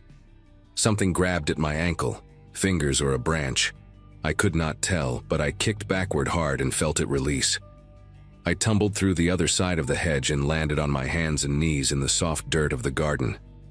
Tomato cages and bean trellises surrounded me like skeletal sentinels in the darkness. I scrambled upright and ran between the raised beds, knocking over a wheelbarrow with a crash that echoed through the night. Behind me, I heard them pushing through the hedge, slower than I had been, maybe hesitant to follow into an open space with multiple exits. I did not look back. I reached the chain-link fence on the far side, climbed it in 3 desperate movements that left my palms bleeding from the wire, and dropped onto the sidewalk of Addison Avenue. A car was coming, headlights bright in the darkness, and I ran directly into the street waving my arms like a person possessed. The driver slammed on the brakes, horn blaring, and I was already at the passenger window pounding on the glass before the car fully stopped. Middle-aged woman stared at me with wide, frightened eyes. "Please," I said, and my voice came out cracked and breathless. "Please, there are people chasing me. Call 911, please." The woman, whose name I later learned was Candace, did not hesitate. She unlocked the doors and told me to get in while she dialed emergency services with shaking fingers. I collapsed into the passenger seat and locked the door immediately, my chest heaving, blood dripping from the scratches on my face onto her beige upholstery. Through the windshield, I watched the entrance to the community garden, expecting to see 2 figures emerge at any moment. But the seconds ticked by and no one appeared. They had vanished back into the shadows of Waverly Street, swallowed by the same darkness that had hidden them in the first place. The police arrived within 7 minutes, 2 squad cars with lights flashing, and I gave my statement while sitting on the curb wrapped in a shock blanket that one of the officers had retrieved from his trunk. I described the man in detail, the green jacket, the baseball cap, the weathered face. I described the woman in the hoodie, her sharp cheekbones, her empty stare. The officers exchanged glances when I mentioned the coordination between them, the way they had positioned themselves to cut off my escape. "Sounds like a team," one of them said quietly to his partner, as if this was something they had heard before. The detectives who contacted me the following week told me I was lucky.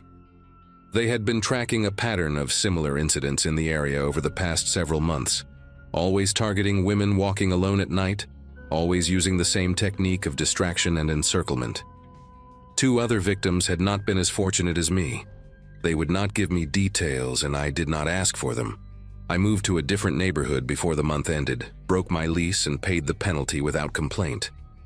For a long time afterward, I could not walk anywhere after sunset without my heart racing, and my eyes scanning every bench, every alley, every shadow that seemed too still. I take ride shares now, even for short distances. I do not care about the cost. Sometimes I think about that moment when I stopped walking, when I let guilt override every survival instinct I had ever developed.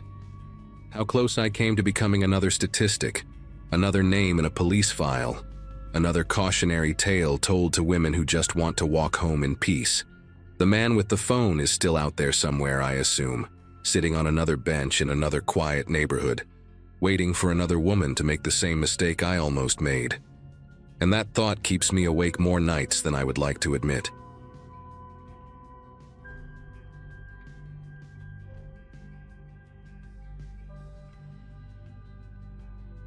A stretch of empty highway late at night isn't usually where people expect anything meaningful to happen, but for me, it had become a second home.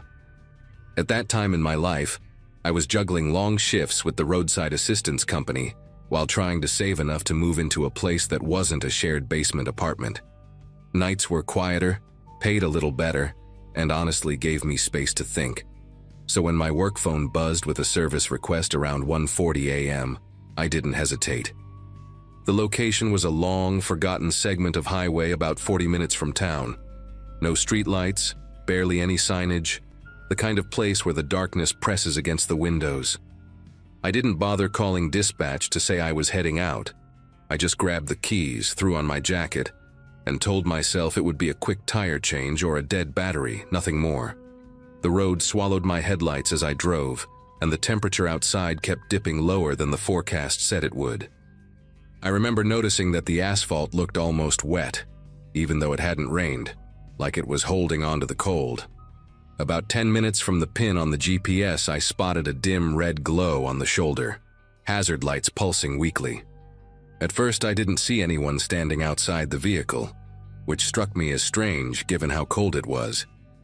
When I slowed down and rolled to a stop behind the car, two shapes finally came into view.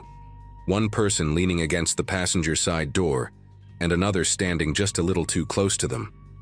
The man nearest the car had on a light denim jacket and kept one hand tucked into the pocket in a way that didn't match the weather. The driver, a woman maybe in her early 30s, held herself unnaturally still, like she was waiting for permission to speak. Stepping out of my truck, I called out a quick greeting, trying to sound casual. The man answered before the driver even lifted her head. He introduced himself as someone who just stopped to help and insisted everything was under control. His voice had this forced cheerfulness that didn't match his expression. His jaw was clenched tight, and he kept his eyes on me as if calculating something. The driver finally looked up, but only for a second, and it was the briefest glance, just enough for me to notice the way her hand twitched near her thigh. When the man shifted his stance, she made the smallest motion behind his back, a quick flick of her fingers toward me, almost like she was signaling without wanting him to see. It was so subtle I almost doubted I'd seen it. Trying to assess the situation, I walked closer and asked the driver if she'd requested assistance. The man answered again, louder this time, saying she had a flat tire and he was just about to take care of it. The woman didn't contradict him, but her shoulders tightened, and she pressed her lips together like she was bracing for something. Up close, I noticed her keys were still in the ignition, engine running, heat barely on. People with car trouble don't usually leave their engines running with strangers around.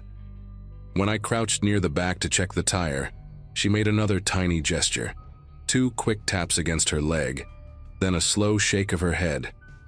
I felt a wave of unease that was hard to put into words, the kind that comes when your instincts start yelling long before your brain catches up. I stood up slowly, realizing I might have walked into something far more dangerous than a routine service call. I needed to buy myself a little time without tipping him off, so I pretended to focus on the tire, even though it was obvious the problem wasn't mechanical.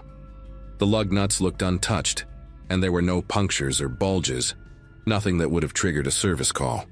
When I stood up again, the man had moved closer, not enough to seem aggressive, but enough to let me know he was tracking every move I made. He kept his feet angled toward me, like he was ready to cut off whatever direction I might choose. The woman kept her gaze lowered, but every so often her eyes flicked up toward me with this desperate urgency, the kind you recognize instantly, even if no one says a word. It hit me then that coming out here alone without notifying dispatch had been a real mistake, one I couldn't undo now. I asked the man directly how long he'd been there, hoping to read his reaction. His answer came too fast, like he'd rehearsed it. "Just a few minutes," he said, though the condensation on his jacket sleeve suggested otherwise. Then he added, almost as an afterthought, "She seemed nervous out here by herself." His eyes didn't match the tone he was trying to use. They were sharp, alert, watching for any shift in my posture. The woman swallowed hard and adjusted her coat with tiny, shaky movements. I could see a set of shallow scratches on her left wrist, thin and recent. When the man noticed me looking, he slid subtly to block my line of sight. That was the moment I stopped pretending this was anything normal. I stepped toward my truck under the excuse of grabbing tools, hoping to discreetly hit the emergency button on my radio. But halfway there, I heard gravel shift behind me. He'd followed, staying just close enough to make sure he could see what I was doing. My truck's cab light flicked on when I opened the door, and that seemed to agitate him. His voice dropped, no friendliness left in it, and he said, "No need for all that, I told you. We've got everything handled."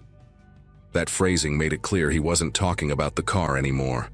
I kept my body angled so I could see him through the corner of my vision, trying to act like I was simply sorting through equipment. Every instinct I had was screaming at me to be careful, to not escalate anything unless I had no choice. Before I could figure out my next move, the woman spoke for the first time. Her voice was thin but steady, like she'd finally decided the risk of staying silent was worse than whatever might happen if she pushed back. "Could you please check the trunk?" she asked me, emphasizing the words in a way that didn't fit the question. The man whipped his head toward her, surprise breaking through whatever mask he'd been holding on to. That brief reaction told me everything. She wasn't asking about a spare tire. She was trying to carve out an opportunity, any opportunity, for one of us to break whatever hold he had on the situation. My pulse hammered as I realized every second I hesitated was another second she stayed trapped beside someone who clearly wasn't there to help her. The trunk request gave me a narrow opening, so I nodded and walked toward the back of the car. The man hesitated before following, and that hesitation alone told me he didn't want me near it.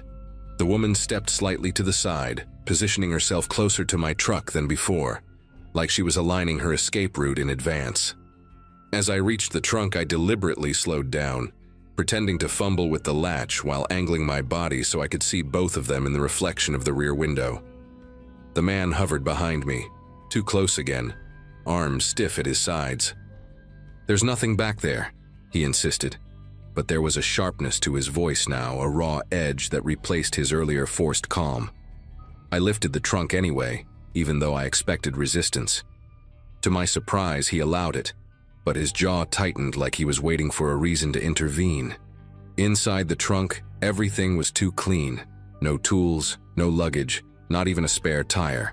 A total empty shell except for a single bright blue windbreaker folded neatly in the corner.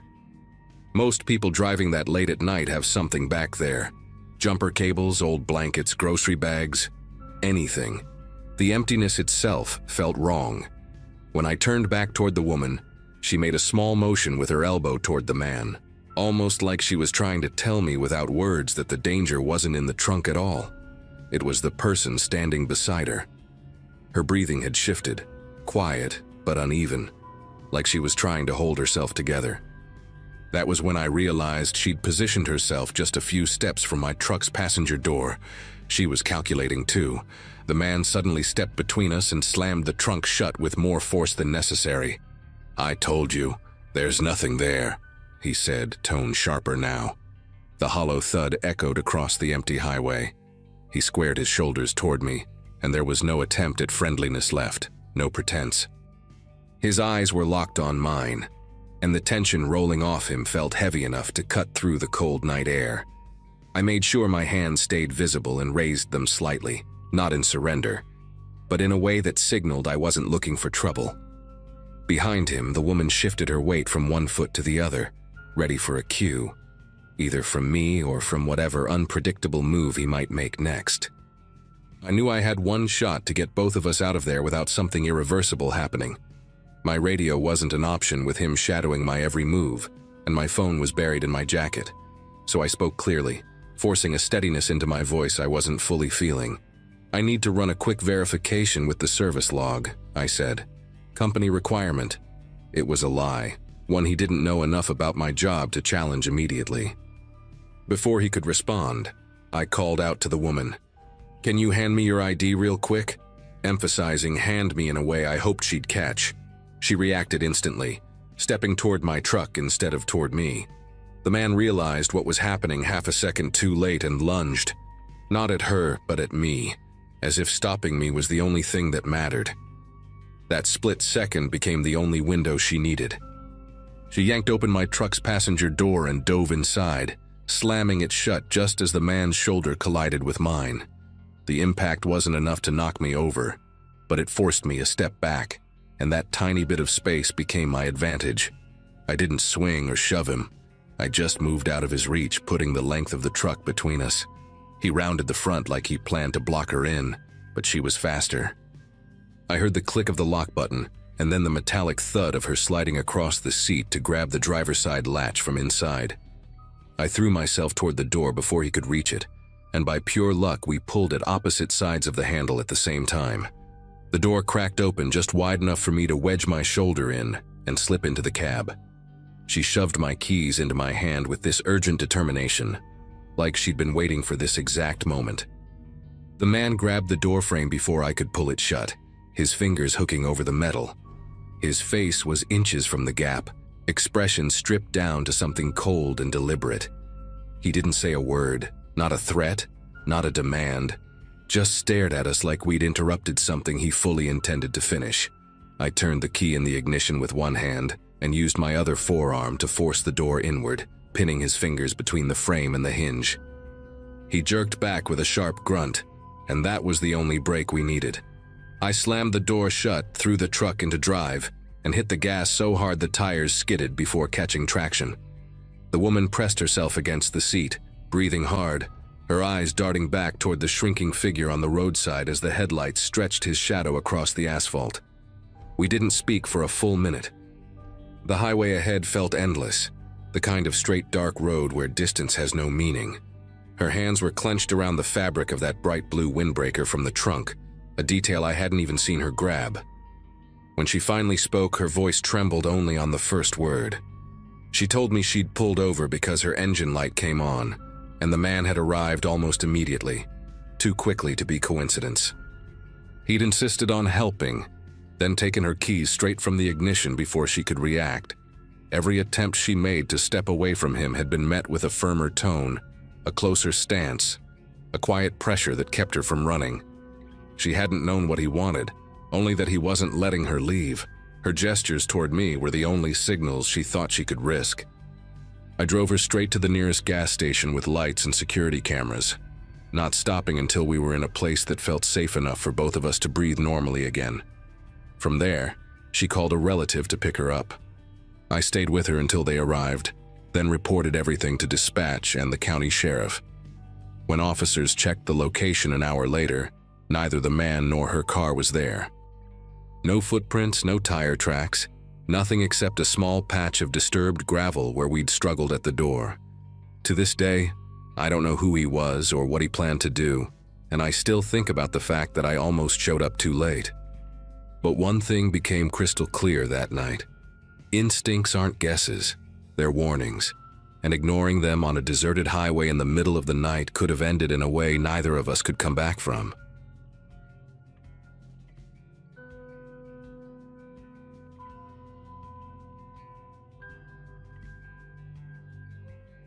That night has stayed with me in a way I never expected.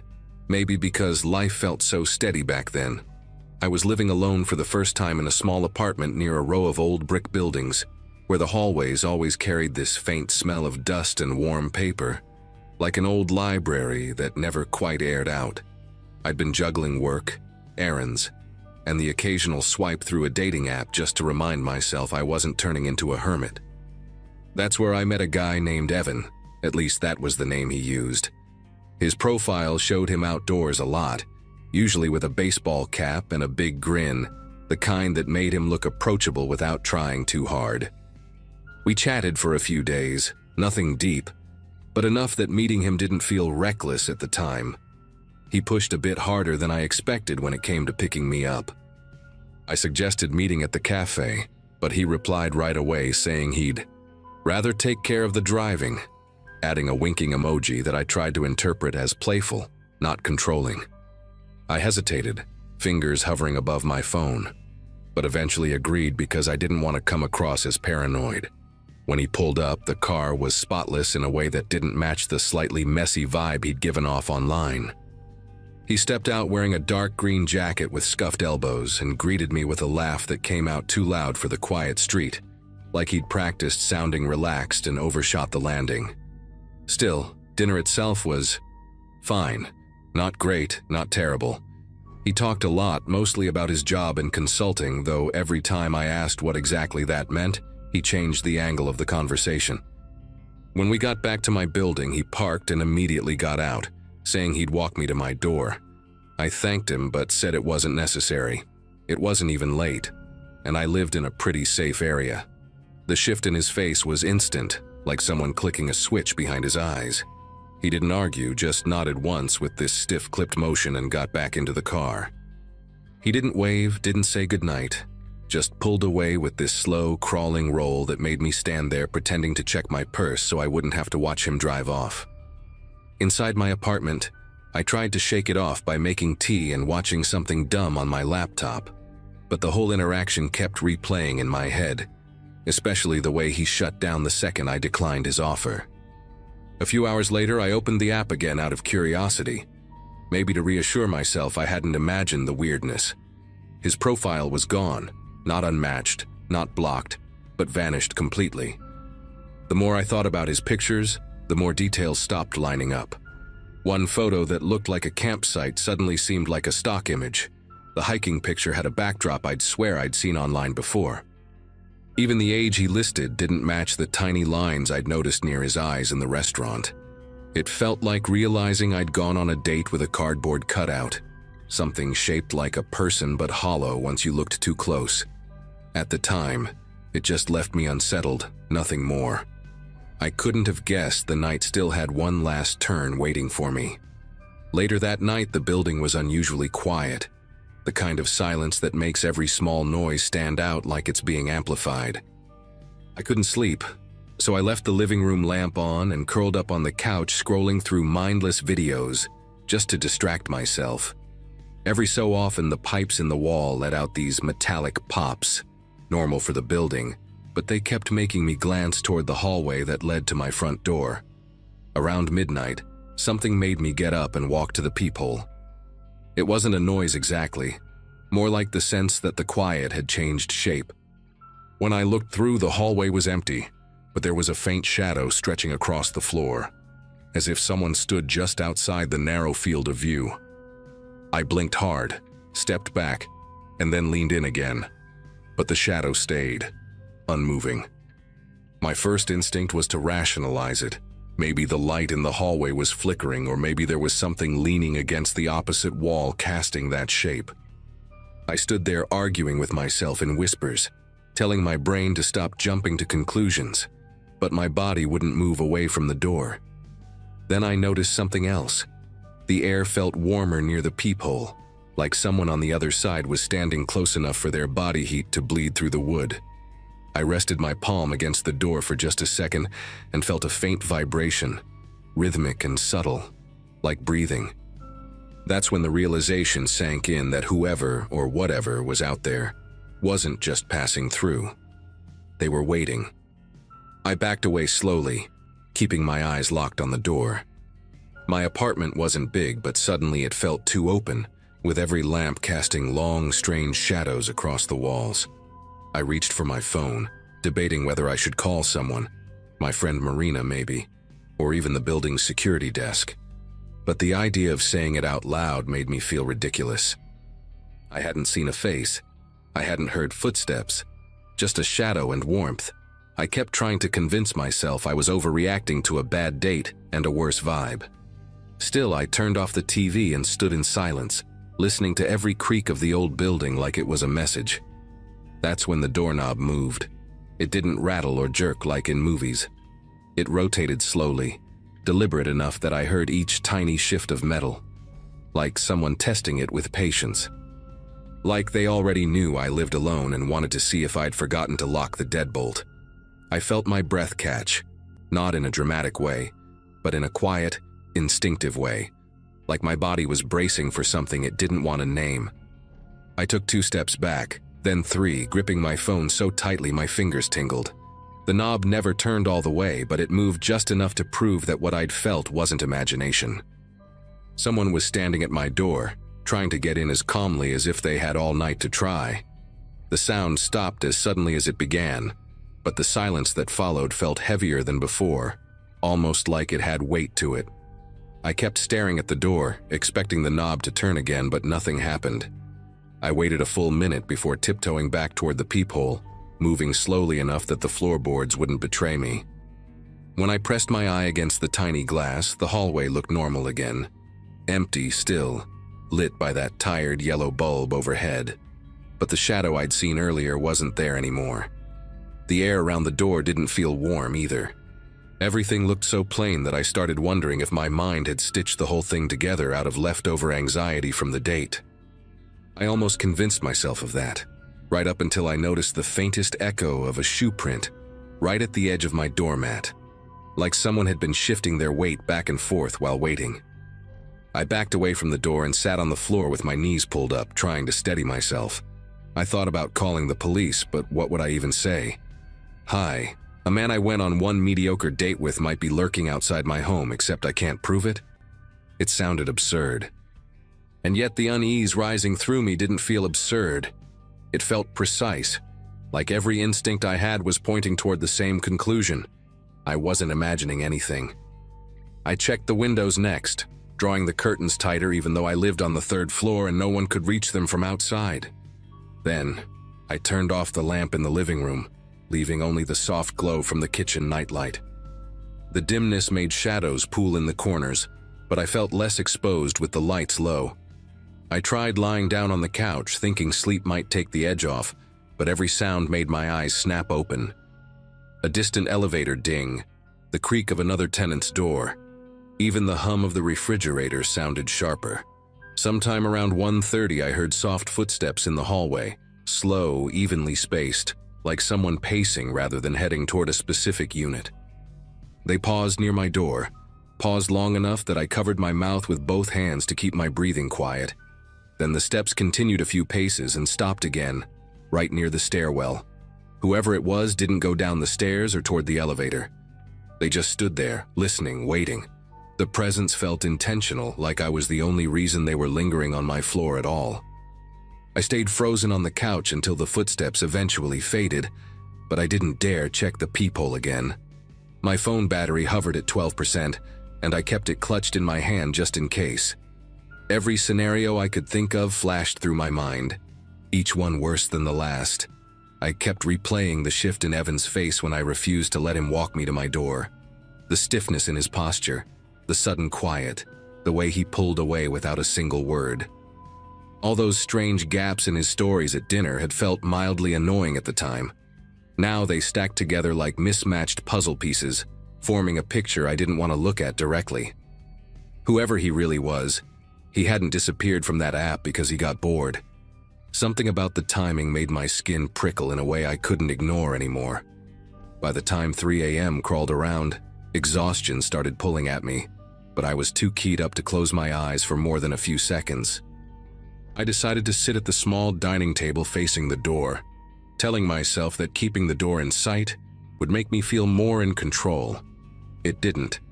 Every so often a faint thud came from somewhere in the building, pipes settling, a neighbor shifting in bed. Normal stuff. But in my head each noise stretched into something deliberate. I kept thinking about how close he'd been earlier, close enough for his breath to warm the wood. The thought settled under my ribs like a weight. I kept rehearsing what I'd do if he tried the doorknob again, but every version of the plan fell apart somewhere in the middle. Around sunrise, the hallway finally brightened as the motion-sensitive lights flicked to a cooler white. I hesitated for a good 10 minutes before checking the peephole again. This time, the hallway was completely clear, no shadows, no stray noises, nothing suggesting someone had been standing there hours earlier trying to slip inside. A tiny part of me wondered if I'd overreacted after all, until I noticed a small piece of folded paper tucked under the corner of my door. My stomach tightened immediately. I stared at it through the peephole for so long that my vision blurred. When I finally cracked the door open just enough to pull it inside, the hallway remained silent. The paper wasn't a note, not exactly, just a printed screenshot of a map with a blue pin dropped over my building. No message, no handwriting, just that. I didn't pack a bag. I didn't change clothes. I just grabbed my keys and left the apartment, locking everything behind me with shaking fingers. I drove straight to a coworker's place across town, someone I trusted enough not to question me when I showed up pale and wide-eyed on her doorstep. We sat in her tiny kitchen while I told her everything, every detail I could remember about the date, the hallway, the doorknob. She listened quietly, then insisted I call the police. I did, and the officer who came later that morning walked through my apartment, checked the hallway camera, and took a statement. The camera had a blind spot right by my door, just a few inches where someone could stand without being seen. The officer said they'd look into it, but I could tell by his tone he thought I'd just had a frightening night and nothing more. I didn't go back to that apartment for 3 days. When I finally did, I brought 2 friends with me. Nothing had been disturbed. No more papers under the door, no strange sounds, but that screenshot sat heavy in my thoughts. It was too intentional, too pointed to be random.